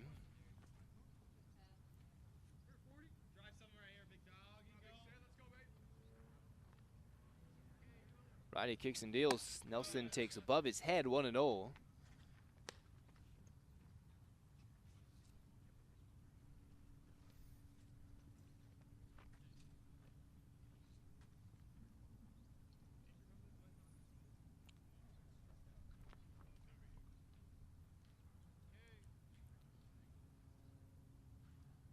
One 0 pitch, misses outside, 2-0.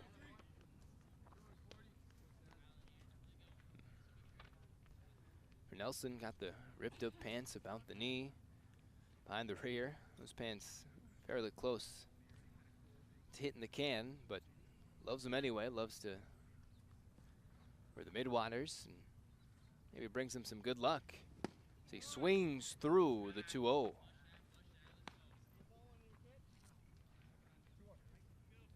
Very vicious rip at it, but with his power, if he gets a hold of one, goes a long way. Wouldn't even need the small dimensions.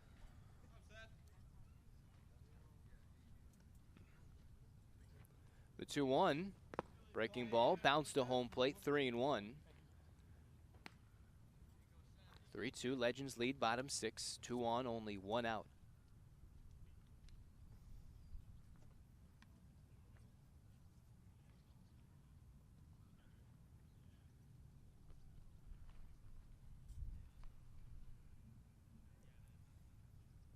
Three-one, runner breaking, that misses low and inside for ball 4. Perez looking to get a big jump. Instead, he was just walking faster than he needed to. And the bases are loaded full of Legends. And now Matt Olivares. 1 for 2. Bucks would love a ground ball, inning-ending twin killing. Olivares, who we've seen before, hit a go-ahead late inning grand slam against the Quakes to eventually lead to a Legends win on the Friday night Sunset League game of the week. Takes a first pitch strike, 0-1. The 0-1 pitch, Olivares takes in the dirt, 1-1, and now Carey seems to have lost a little bit of control on the off speed. Bases loaded, 1 out. Corner infield playing in, middle infield playing back for the double play.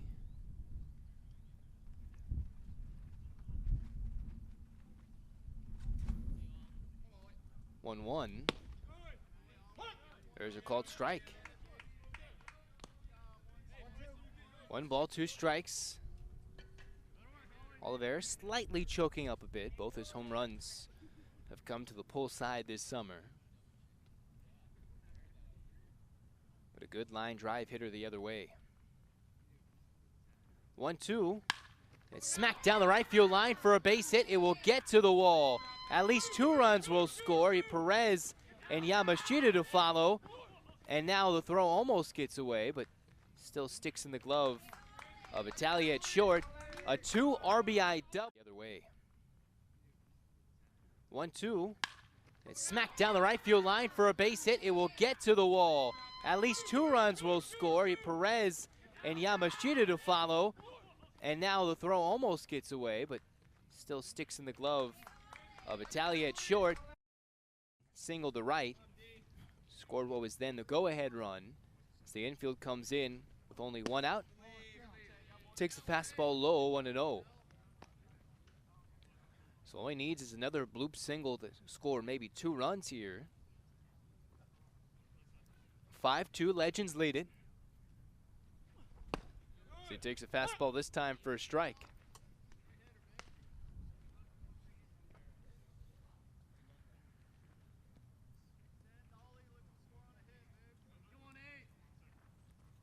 Carey kicks and fires the 1-1. Daniels leaves it low.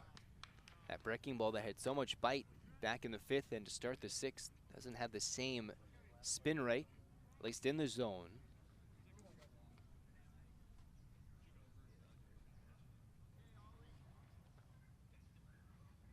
Infield in on the 2-1. Daniel smacks it to third. They'll keep the runner as Tehran looks to first, shuffles his feet, pumps once, and gets the second out of the inning.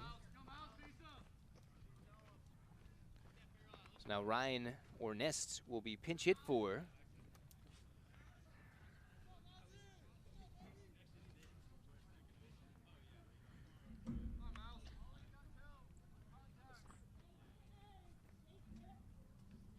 Second and third, 2 outs, 5-2 Legends lead in the last of the 6th, Joe Mauser.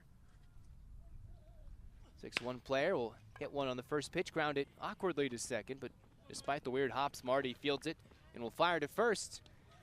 Carry, the damage is done though. Pair of walks around the Ulysses Perez single will be hurt by the double from Matt Oliveras down the right field line, and it's 5-2. Legends leading it, adding on a pair of insurance runs, heading to the top of the 7th inning as we step aside for a brief moment.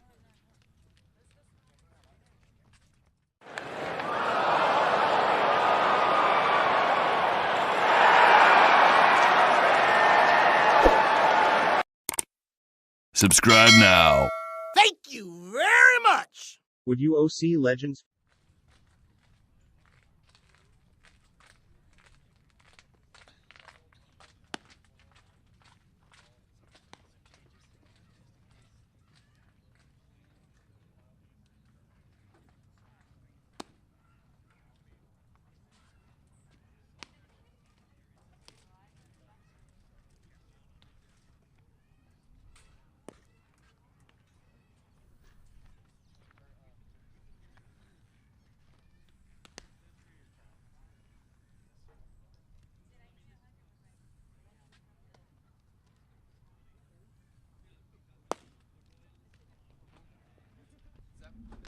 Mauser was there, and then 37 to play.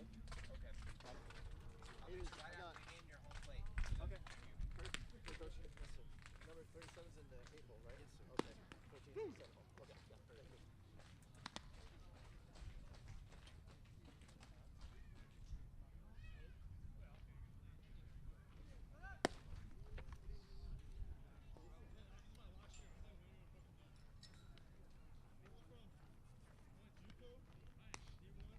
To the 7th inning we go, and Hayden's still out there for the Legends. Haven't seen a Legends pitcher go deeper than 6 this summer.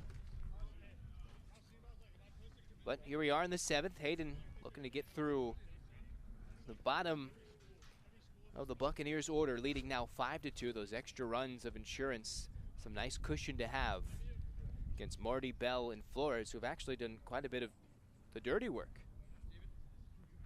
Combined between the 7, 8, and 9 hitters, they've got 5 hits and 1 batter's interference. So technically 5 for 6. As Marty takes inside 1-0, a double, a single, a run scored today. Legends 5, Bucks 2.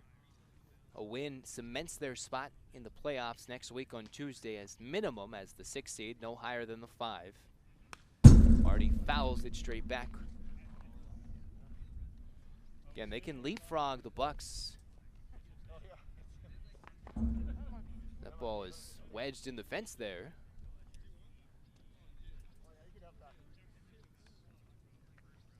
Difference between being the 6th seed or the 5 seed, you either play 3 or the 4. Legends who have already beaten the Quakes, or you can possibly play the Royals, depending on how the standings lie.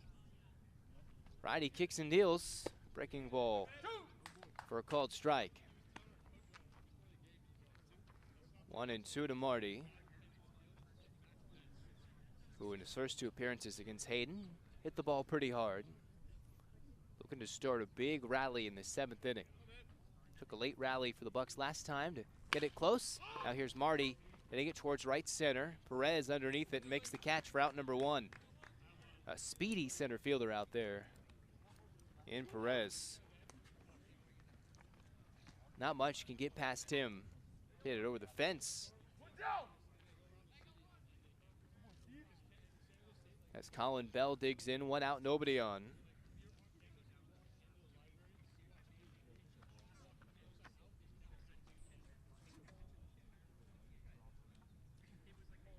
Bell singled, stole the base, scored, and then eventually was retired in his last plate appearance on a hitter's interference.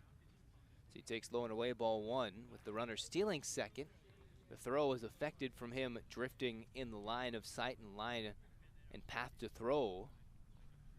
Throwing lane for Dupre as Bell will foul it away.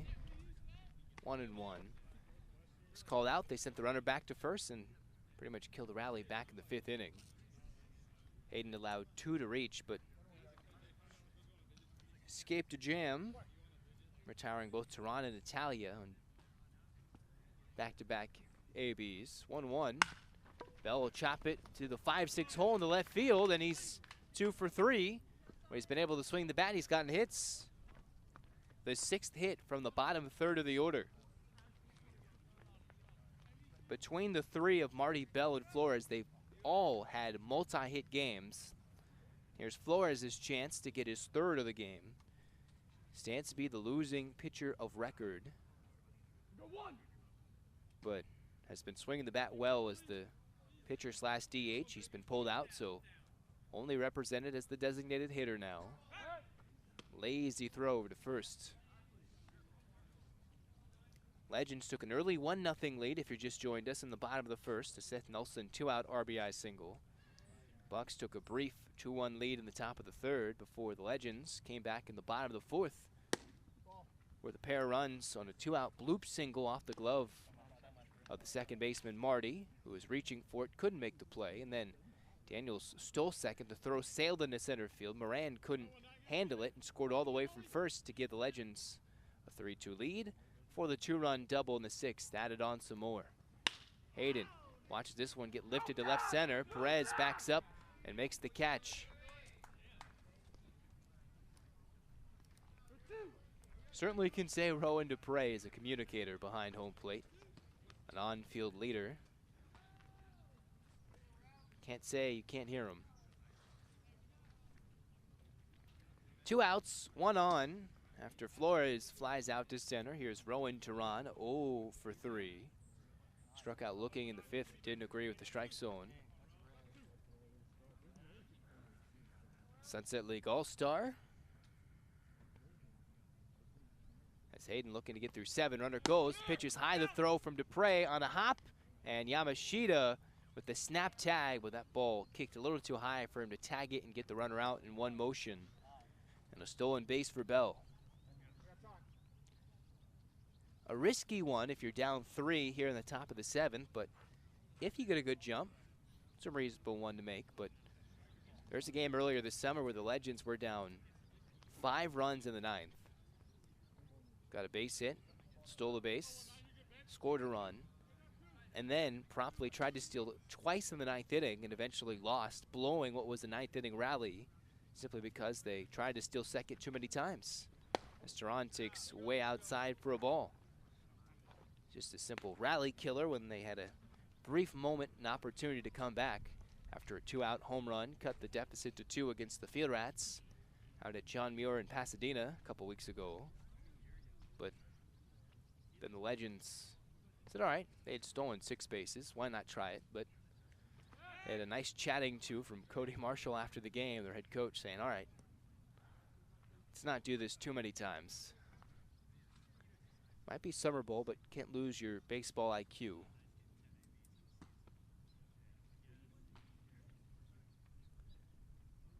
Hayden kicks and deals as Tehran smacks it foul off the overhang. If he can reach, would bring up Tommy Italia representing the tying run. 2 outs in a 5-2 game in the top of the 7th. Hayden being as efficient as they come.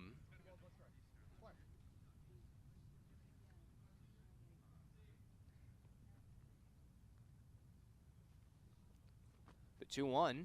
Tehran will lift this one towards right. playable and will be dropped out in right field. The throw will not be in time as coming in to score is Bell. It is not Alfaro out there on right.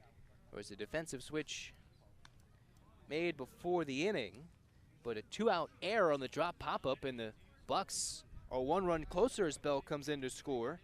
E9. As Tehran reaches, bringing up the tying run.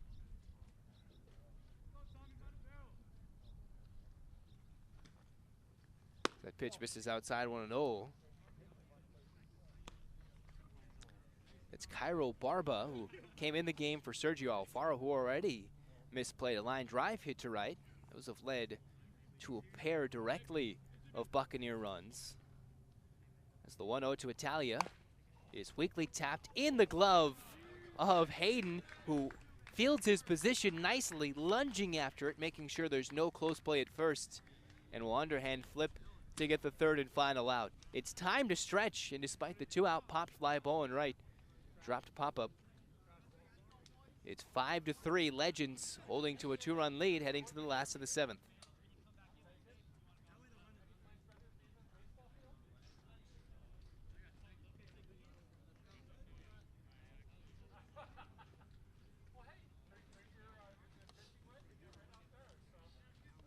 You're doing a great job again. God, it's fun to listen to you. It's just like perfect out here. Perfect weather. Yeah, no kid. Got a good game to do again today. It's another same 2 teams. Yeah, exactly. It's like a repeat from last Friday.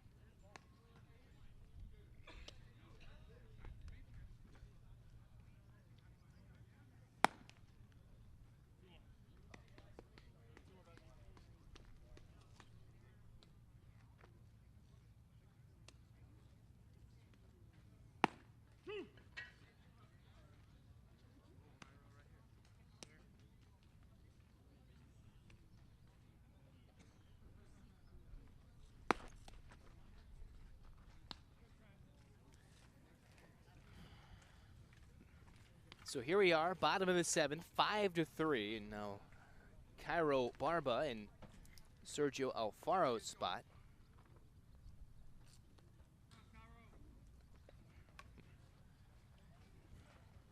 8, 9, and 10. Barba, DeBenin, and Dupre are the scheduled hitters. As Carey stepping in, the 2 RBI double. Playing very big now off the bat of Oliveris after that error committed. As Barba takes low, 1-0. And to clarify in terms of making the postseason, the Legends, as this 1-0 is a fastball first strike, if they win, they do need 1 East LA loss. They have 3 more games to play. So a win today, although East LA has a fairly difficult schedule over the weekends, would most certainly put them in, as Barba takes low and inside for a ball. So not exactly a clear guarantee, as I had been saying, but the Dodgers do play a full weekend set of games. As Carey will kick and deal, Barba will take just a little high and a little out for ball 3. 3 balls, 1 strike. East LA Dodgers playing the Royals right now at home at East LA College before they play the Inland Empire Bucks tomorrow. This pitch is hammered foul.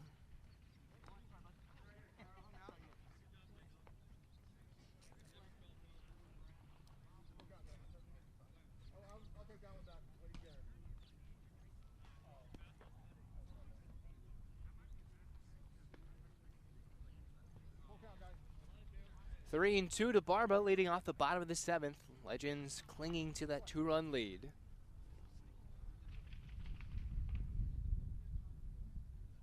3-2. That pitch misses high, ball 4. Barber works the walk.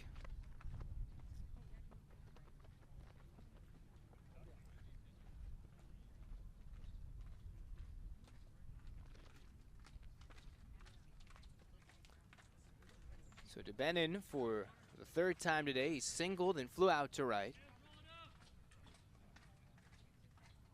We'll see if they stretch out one more inning out of Hayden or if they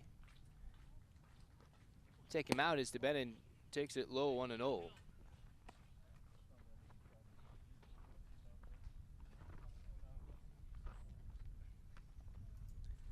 For East LA, they play the Bucks, and the Royals. Royals today, Bucks tomorrow, and Ventura County on Sunday is. That's a called strike 1. Bucks still have 2 more games after this one. East LA on Sunday to wrap up the regular season. As DeBenin takes inside.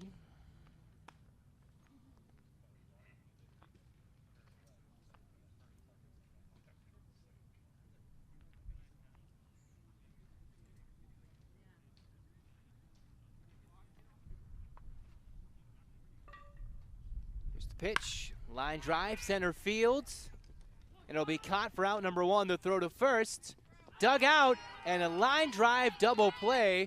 Moran sprinting in to make a shoestring catch. Bad read from Barba at first. A pair of blunders, unfortunately for him, but a great read, and Moran a dart to first, and a great dig from Keller over at first base for a line drive double play. 2 outs, nobody on in the bottom of the 7th.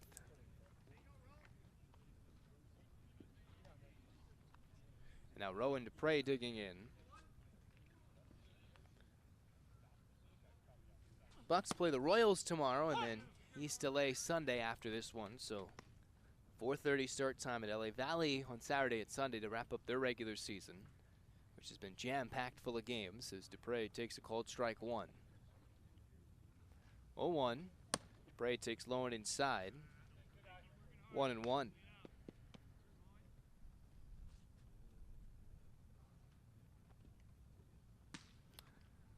So barring an East LA loss,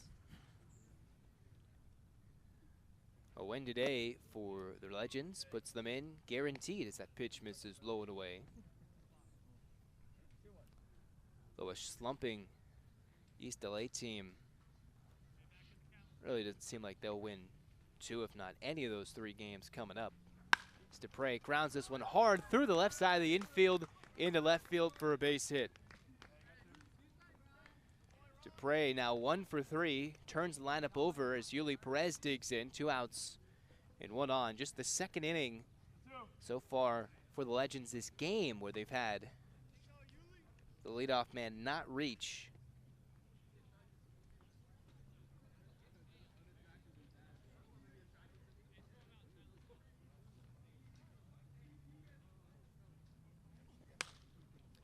This pitch popped up third base side. Teran looking at it and does not make the play, runs out of real estate.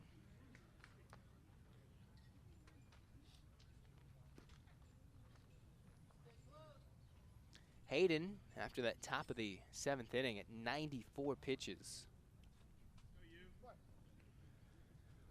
So we'll see if they extend him past triple digits as the 0-1 to Perez. Popped up center field, Moran underneath it. Will make the catch for out number 3. We're through 7, 5-3. Legends lead it heading to the 8th.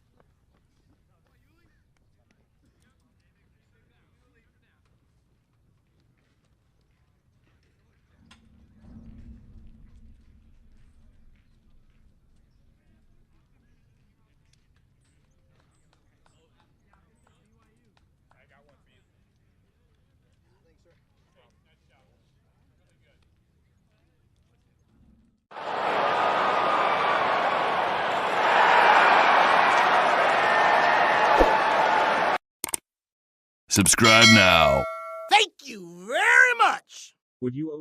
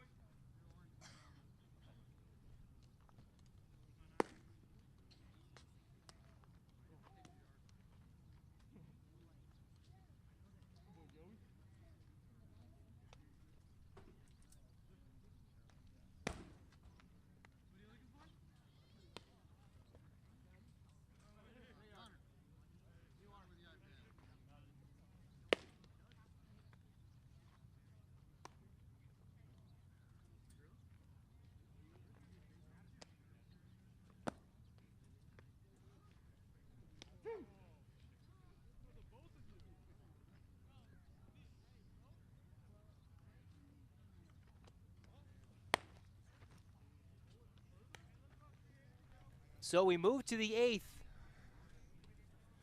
Apologies about the mic being tossed around like that. It's courtesy of the new pitcher warming up, Joey Legg, who comes in.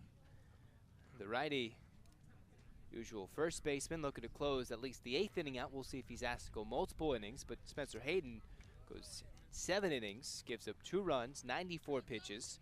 His team leads it 5-3. The 3rd run unearned, so only 2 runs affecting his ERA, but 5-3 in the top of the 8th. And welcome, Mr. Legg. You meeting the beefy part of the lineup, Turquans, Moran, and Keller, who are all feasting on pitching that is anybody but Hayden as the first pitch misses outside 1-0.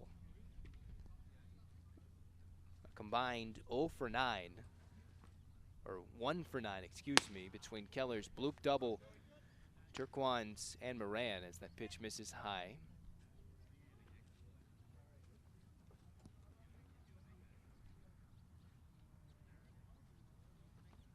Righty delivers. Turquan smacks it foul. Last time the recipe was 2 innings from Engelhart, or 6 innings from Engelhart, 2 from Van Leeuwen, and then a 1-inning save at the ends by Ferrari. 5-3, all you need is 1 to reach to represent the tying around the plate, and that one is a breaking ball right in between the 2-4 in his back.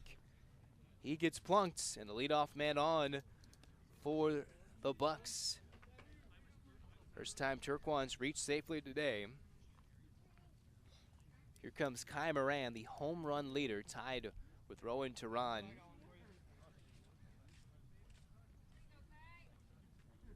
Excellent opportunity as the sun's just above level where it could truly bother these hitters.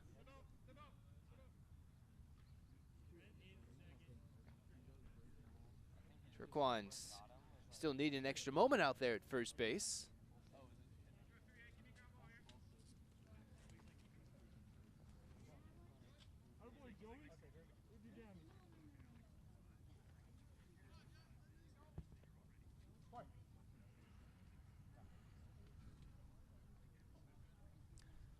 Leg set, kicks and fires.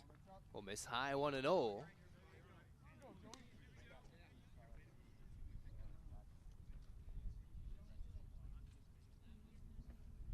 No listed pitching stats this summer, so very well is his first Sunset League appearance. The 1-0. Moran, it's a loud fly ball, deep right field, and we are tied at 5. The home run leader for the Bucks unloads, and the game is tied at 5 in the top of the 8th.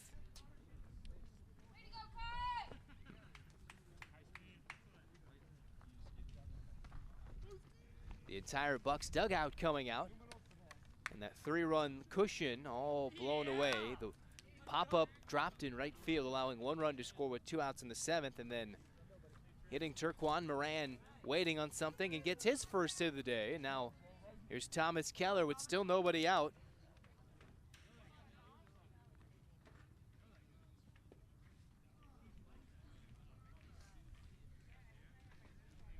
Here's the pitch missing outside 1-0.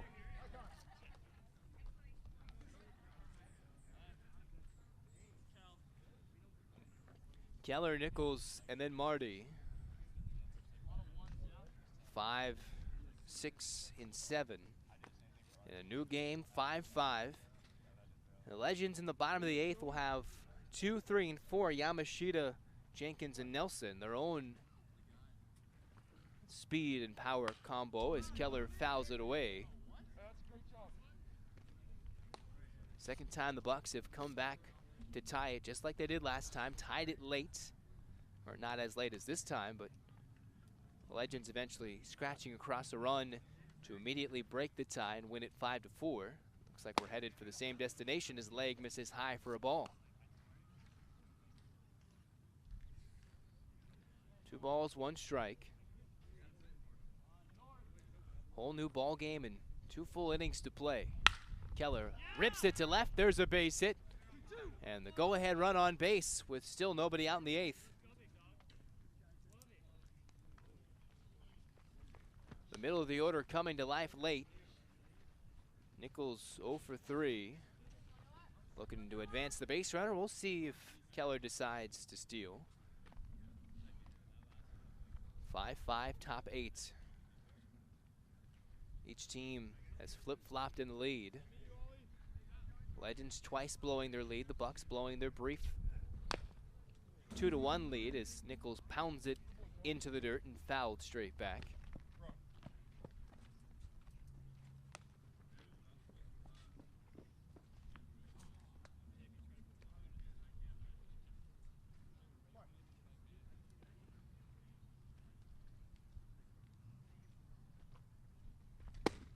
The 0-1 misses inside.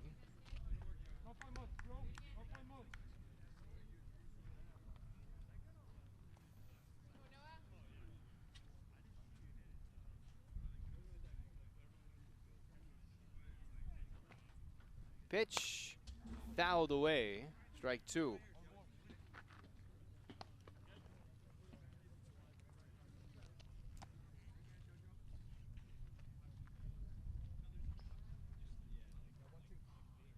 One ball, 2 strikes. Still nobody out of a tie game. The 1-2. Chopped up the middle. This could be 2 if Olivares can get it. He flips to Yamashita behind his back, rolling over to the second baseman, and the fielder's choice for the first out.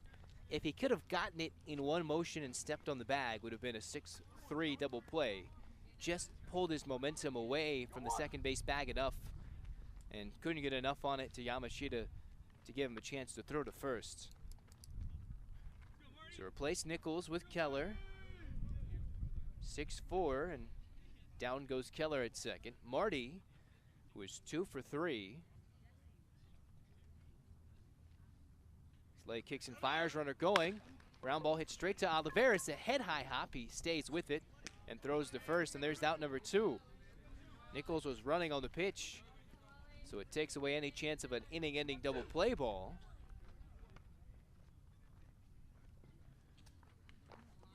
As Colin Bell stepping in. The 7 through 9 spots, all with multiple hits today. They have been the ones who have kept the Bucks in this one.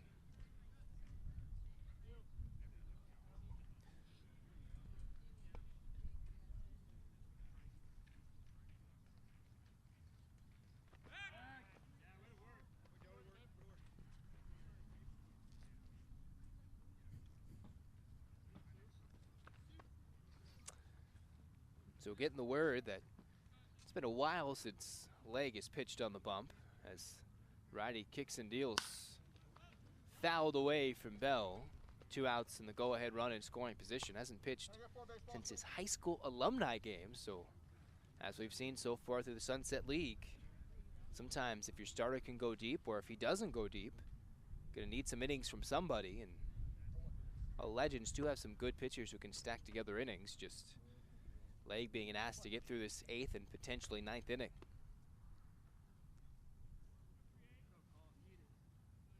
Here's the pitch. Nichols breaks for third. Bell lifts it to right. Barba going back, spinning around. It will go off the wall, and the Bucks lead it 6-5 in the top of the 8th. A 2-out double off the bat of Bell, and he's now 3 for 4. Pair of runs scored, and now an RBI. Again, an adventure out there for Barba, who came in for Sergio Alfaro in right. He dropped a pop-up, allowing a run directly to score, and then had no clue where that one was. When it's hit off a right-hander's bat, you can see the tail, it can spin and hook in the air. If there's a light breeze, it can get pushed one way or the other, but a double gives the Bucks a 6-5 lead and spoils the gem pitch from Hayden, who was hurt from a misplay in right on the drop in right, and now practically 2 of the 3 runs he gave up on misplays as the fastball misses high to Nate Flores, 1-0. So the Bucks have scored 3 in this inning to turn around a 2-run deficit into a 1-run lead. 1-0. Fastball on the outside corner for a strike.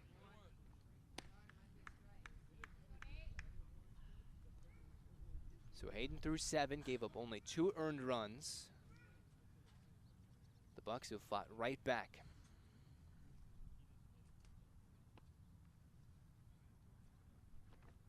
Flores will take a strike on the inside corner for strike 2.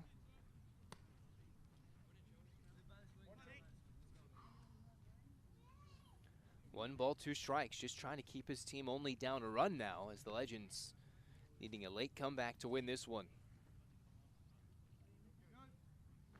Runner goes, not going for third, but laying a little emotion, getting a swing and a tip into the glove for strike 3.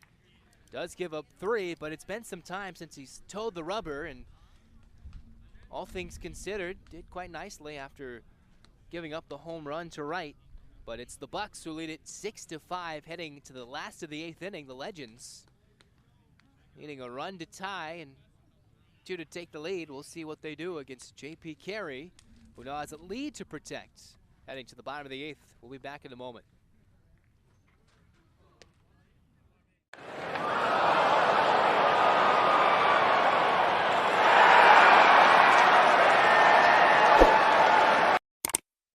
Subscribe now.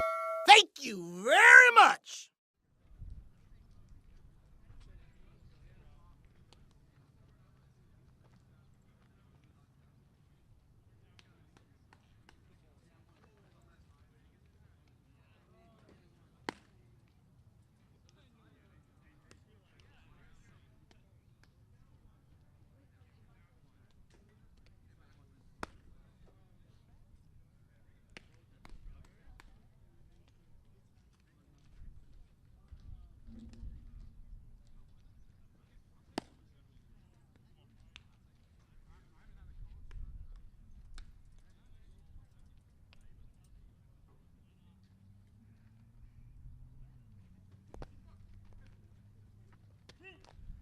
Well, I've already seen a similar like game where the Bucks lost a game somewhat like this, where they were leading the majority of the game.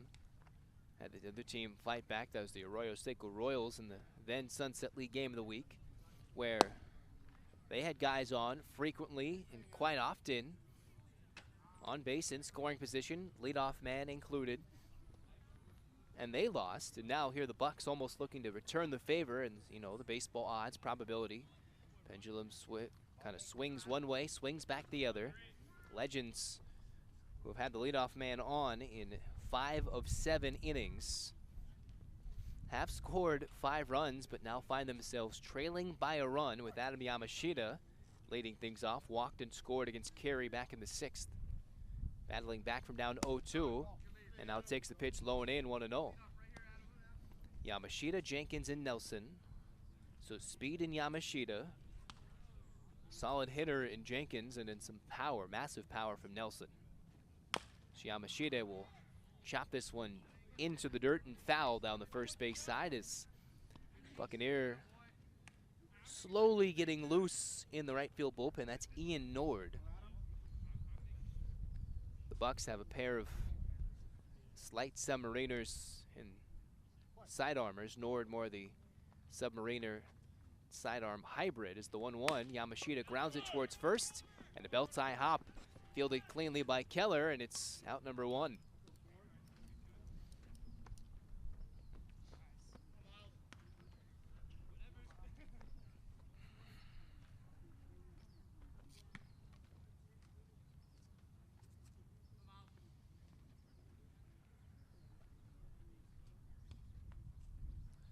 Again, the Bucks coming back from down a run and 5-2 to lead it 6-5. Jenkins taking all the way. Takes a cold strike 1. Singled, stole a base, and score 1 for 3. 0-1. Jenkins leaves it low.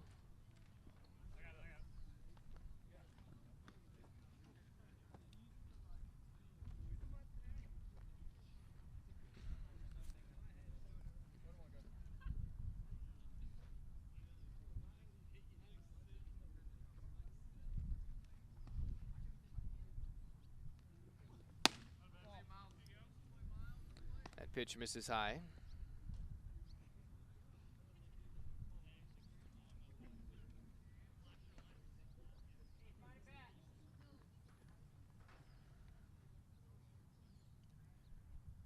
Pitch to Jenkins, misses way high for another.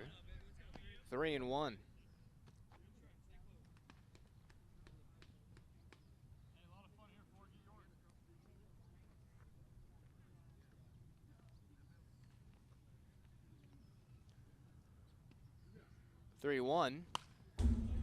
Jenkins fouls it away.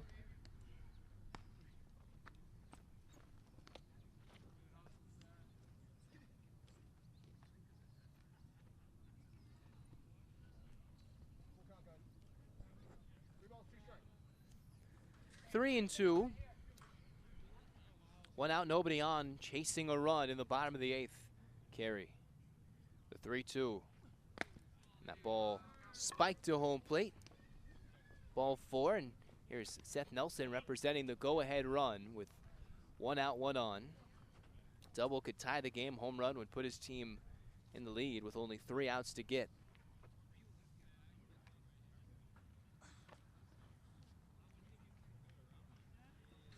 Today, Nelson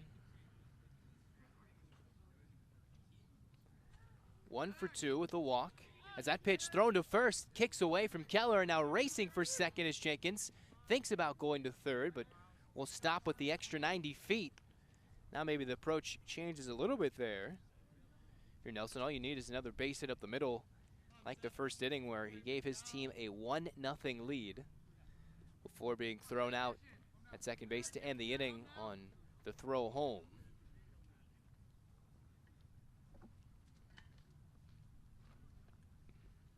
Big lead for Jenkins at second. The pitch to Nelson. That's low in the dirt, 1-0. Again, the longer this game goes, the more the sun becomes an irritating factor. Not directly in line, but somewhat in the eyesight, especially of a lefty. 1-0. Nelson lifts this to left center. Bell coming in and makes the catch for out number 1 as Nelson gets it off the end of the bat.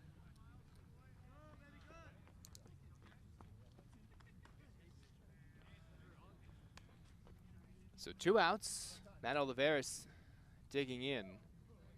Today, 2 for 3, a single and a stolen base, and a 2 RBI double. It scored the last Legends runs back in the 6th inning. He certainly has the capability of tying and untying the score with one swing of the bat.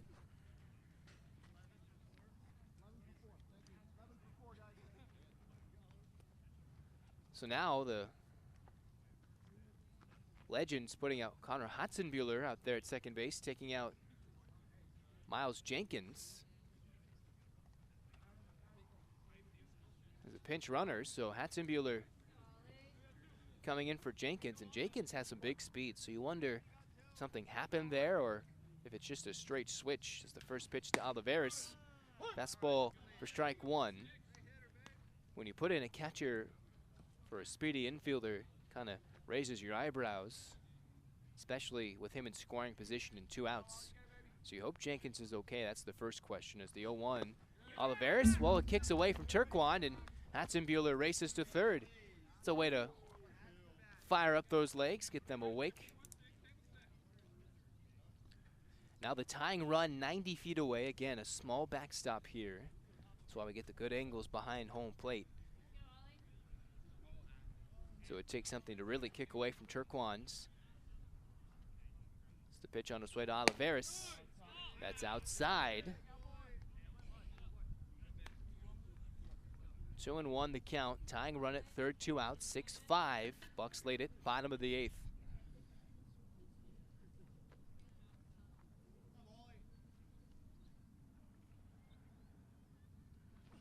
Olivares cranks this one to deep right center. Nichols watches this one go off the wall, and we're tied at 6 as Olivares now with 3 RBIs, 3 for 4 today, 2 doubles, and rings it off the top of the wall in right center. Narrowly gave and nearly missed this one to deep right center. Nichols watches this one go off the wall, and we're tied at 6 as Oliveras now with 3 RBIs, 3 for 4 today. As Daniel Daniels steps in and takes a first pitch strike. So we're tied at 6 in the bottom of the 8th. Go ahead run in scoring position in Oliveras.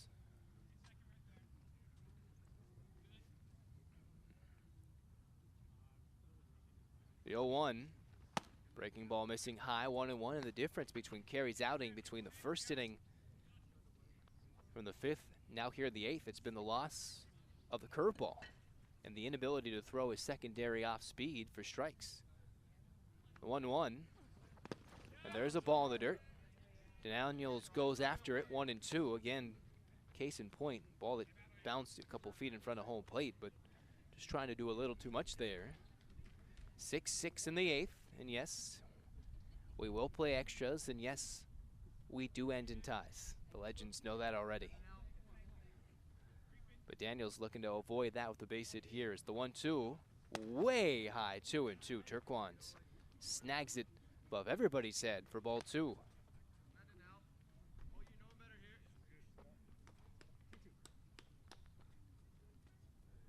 2 balls, 2 strikes.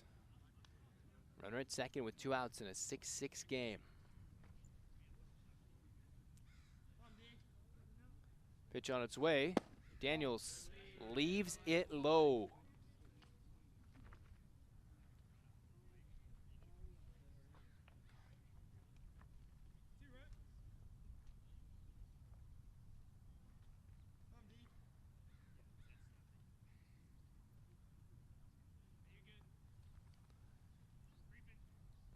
Two-strike pitch on its way. Daniels leaves it in the dirt because that's ball 3. So full count now to Daniels. 3-2.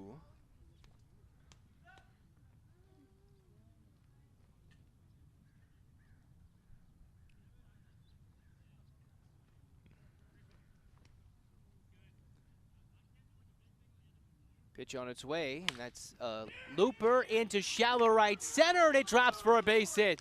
Daniels will give his team the lead as a couple of Bucs outfielders collide with each other, and it's 7-6 Legends as he just once again finds that patch of green grass over the head of Marty at second. That's how his pitch on its way, and that's a looper into shallow right center, and it drops for a base hit. Daniels will give his team the lead as a couple of Bucs outfielders collide with each other, and it's 7-6 Legends. Single to right to score the go-ahead run in the bottom of the 8th is now Evan O'Mara, the Bucs head coach, coming out and will ask for the ball from his right-hander. So 7-6, the Legends take the lead once again.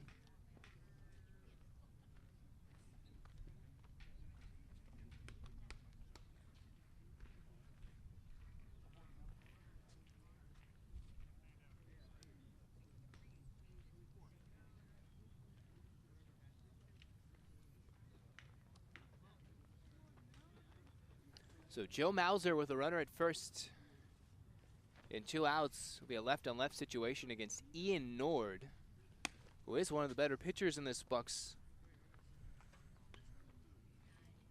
pitching staff, who's got an ERA of 3.33, so won't blow it past you, but can fool you as you get an up-close and personal look at the way he throws. 7-6. Both teams have each had a pair of leads this game and blown them. And just like last week, the Legends gave up a lead later in the ballgame only to respond with immediate runs to punch right back. And the haymaker might be the softest blow of them all. A 2-strike bloop single to right for Daniels, scoring Oliveras, who was quite close to hitting a 2-run shot. Just missed it out in right center. A line drive that stayed on the same plane to right center, but for some reason didn't find its way out of here at La Quinta High School Demarest Field, the home of the Aztecs. For the Ventura County Buccaneers, they will have the top of the order 1, 2, and 3, Tehran, Italia, and Turquoise. So still a dangerous part of the lineup. And the question is, who will pitch? Will it be Joey Legg, who Gave up 3 runs. Will it be a certified and bona fide closer? Who knows? But first things first, the Bucks have to get out of this bottom of the 8th. A 2-out double and a 2-out single back-to-back, adding on to the 2-out rallies in this one.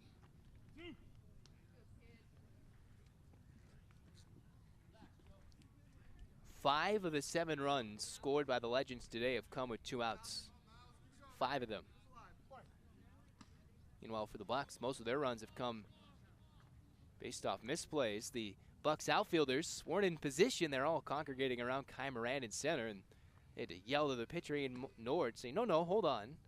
We're not ready just yet. Nord delivers.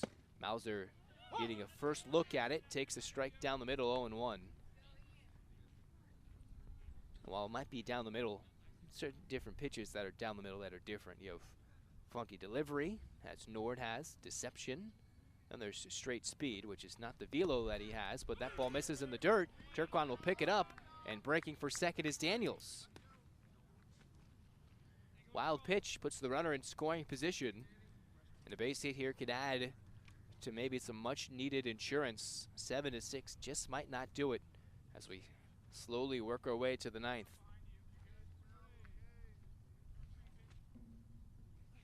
Mauser, line drive, a one-hopper as it dies in front of Vitale, the long throw to first. And will be out number 3, but not before a game-tying double from Olivares, his 2nd and 3rd RBIs of the game. And then a bloop single off the bat of Danil Daniels, his 2nd of the game. The Legends lead it by a run, heading to the 9th, 7-6. We'll take a brief break.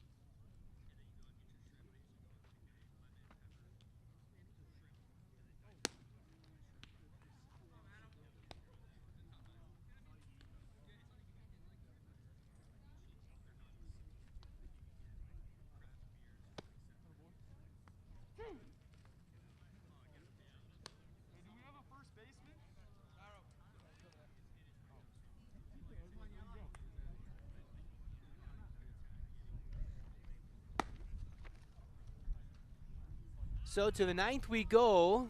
7-6 Legends clinging to a win, clinging to a lead. If they win, they all but assure a spot in the Sunset League playoffs with still some help, but they control their destiny. A win would find a way to put themselves in, potentially. And a new pitcher in for Joey Legg, the 3rd Legends pitcher of the day, looking to come in and get the save. Adam Yamashita, who's pitched 12 innings this summer, 4 separate appearances, an ERA of 0.75 against the top of the Bucks order. First pitch will miss high, 1-0. Doesn't exactly light up the radar gun, but has pitched effectively for the Legends this summer. Has given up runs in his last 3 appearances, although only 1 earned run in 12 innings. And Tehran, who steps in and hits a light tap ground ball to second base, and the throw is low to first from Connor Hatzenbuehler, but digging it out is Cairo Barba, atoning for a couple of earlier mistakes as they switched him and Nelson from right to first. And Barba makes a great play to keep this 9th inning under control for now for the Legends. Hatzenbuehler, who came in for Jenkins, who came up a little hobbled running to second. He's the new second baseman as there's one out, nobody on. And the first pitch to Tommy Italia fouled away.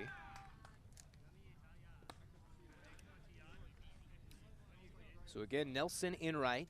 Barba goes from right to first. And Yamashita goes from second to the mound. And Hatzenbuehler goes and replaces Jenkins. 0-1, a breaking ball for a called strike 2. For Yamashita, he has given up 8 hits in his last 3 appearances, but has still been lights out, not helped out by his defense. As the 0-2 misses high, 1-2. Stay tuned after the game, immediately following the final out or the final play. We'll have an interview with the head coach, Cody Marshall, and the player of the game. Still to be determined. The 1-2. Breaking ball is hit on the ground. Off the glove of Hatzenbuehler into right. More of a catcher by trade, and now the tying run is on base in the top of the 9th with 1 out and some big bashers coming up. Italia, that's his first hit now in 4 plate appearances. And the tying run on base with Turquoise and Kai Moran all looming here in the 9th. 7-6 Legends lead. Turquoise 0 for 3, but got hit by a pitch in the 8th inning and scored on the 2-run shot by Moran in the 8th. That gave the Bucks their then 6-5 lead. First pitch is skipped to home plate, blocked by Dupre. Almost lost the ball in his mask, but not moving is the runner at first in Italia. The last appearance on the mound for Yamashita. He's got 1 win, 1 loss, no saves. Was 6 days ago. It was against the Royals, where he went 4 innings of 1-run baseball as he sneaks in a ball underneath the elbows of Turquoise for strike 1.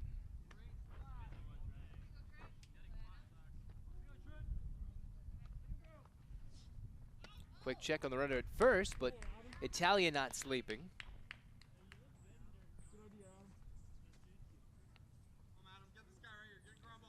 Yamashita again throws the first, the tag in time to pick off Italia. He had just stepped off the bag, and the quick snap tag from Barba gets him on the top of the helmet, and there is out number 2. And now the Bucks are down to their final out in the 9th. 2 outs, nobody on. Yamashita, we're now 1 out away. Turquoise does have the power, though, to tie this one up, but he takes a breaking ball for a called strike 2. Down to their final strike. Again, Moran in the on-deck circle. 7-6 Legends, 2 outs, now nobody on. The 1-2. This is upstairs, 2-2.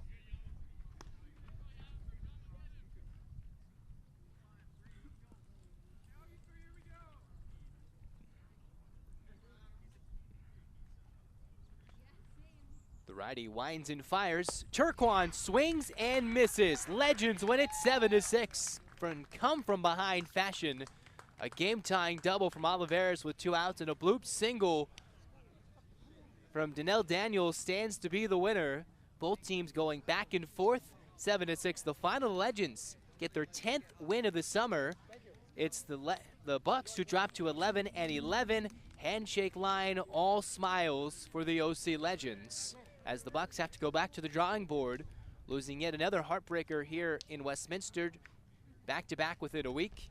And now they'll have to play their final couple of games to avoid dropping to the 6th seed. Meanwhile, the Legends, for the most part, have done what they've needed to do to ensure themselves a spot in the Sunset League playoffs. We'll talk to Cody Marshall and a player of the game in just a moment. We'll hustle over right now.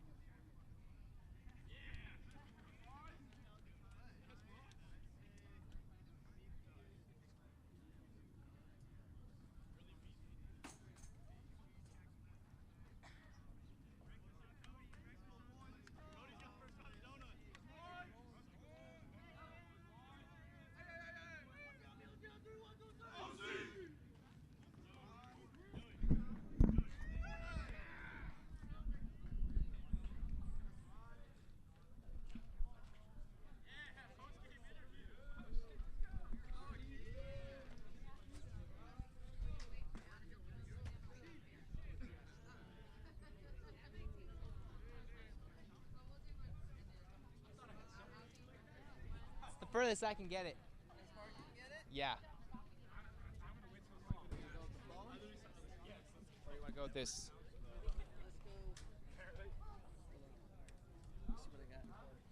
This is golden hour, guys. This is beautiful. Right that way, you guys are looking this way instead of at the sun.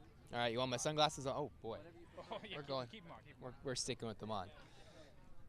So I'm Steven, but on the website it says Hey, we are live on this camera. okay. Well, even though I've called you Spencer all game, it's Stephen Hayden, Zach Anderson, Yozsimer. Come on a little closer here. Legends win it in come from behind fashion, although you didn't factor the decision. 7-6, the final. You did 7 innings, only 2 earned runs.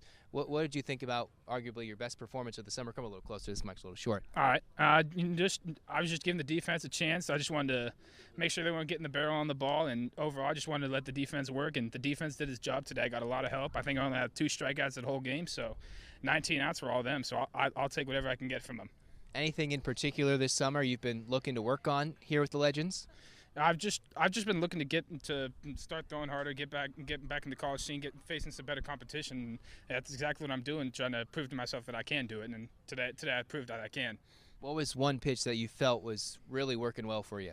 All day I probably threw about 85%, 90% fastballs, and the fastballs I was just able to hit my spots. Threw a few nice changeups as well that just kept them off balance. So overall, I was just missing barrels all day. So I'll take whatever I can get. Well, your performance, along with many of your teammates, pretty much almost assured you guys in the postseason. Are you ready, most likely, for next week? I'm ready. Got one more game tomorrow, then we'll see what happens. All right. Thank you very much, Stephen. Thank you. Now we got head coach Cody Marshall. Is there any name I'm not calling you right? I got it right? Oh, you're right. All right, come on close. Yes, sir. Yes, All right, sir. so Coach, you guys start off with 7 innings, wonderful innings. You guys were up 5-2 before the drop pop-up, made it 5-3. And then those last 2 innings, a bit of an adventure. You blew 2 leads today, came back twice, and eventually held on at the end there. 7-6, got to your elite reliever. It looks like an Adam Yamashita. His ERA keeps going lower. What did it speak today for that team win? It's just a prime example of the character of these young men. You know, no matter how many times we get knocked down, we get right back up. And I'm incredibly proud of how they played, because you can't always control the result, but you can control how you react to it. Like you said, we gave up the lead a couple times. Joey Legg came in, has never pitched in probably a couple years. Did an awesome job, came in, filled up the zone. And these guys, you know, they answer the task at hand, you know, and they attack it with a mission and a purpose, and they do a great job, man. I'm just happy to be a part of it. And then what about that 9th inning? I know Barba earlier in the 8th inning kind of missed a couple of fly balls but made a nice dig. What's it like to see a guy who makes a mistake and then makes a big play in the 9th inning, even a nice swipe tag on that pickoff in the second out? He's awesome, man. He's been working his ass off, and, you know, it's good to see him grow and to have success in high-pressure situations like that. You know, a lot of guys, it'd be hard for them to get back out on the field after making 2 errors, came in and came up big for the team. And we have to speak, and sorry about that, Coach, but have to speak about Matt Oliveras. 3 hits, 3 RBIs, and a stolen base, 2 doubles, including that game-tying double and the go-ahead run. What about his play offensively? Dude, fucking legendary. There's no other way to put it, man. He hit the ball well. He did an awesome job, and, you know, he's a great kid. He helps out the guys, you know, but I'm just happy to be a part of it, man. I'm happy to watch him play. So this win pretty much all but assures their ability to make the playoffs next week. Still need some games to be decided right now. East LA is maybe a team that can catch you with your win. The Inland Empire Bucks can't catch you, but East LA can. They would need to win all 3 games, and you guys would have to lose tomorrow, but still a good high probability. What do you think taking into tomorrow and most likely next week? What are you guys going to talk about come the next couple of days? Treat it as the same game, man. You know, whether things happen outside of our control, we can't really worry about that. You know, we just take every game with the intent of winning that game, taking them one at a time. I know last year you guys snuck in as the 6th seed. Final question for you, Coach. Yes, sir. This team seems a little different vibe to it and seems a little more together, almost a little better pitching top to bottom, more top to bottom hitting, almost top to bottom fielding for the most part outside of a couple of mistakes. What do you think about this 2022 team compared to last year's? Just incredible character.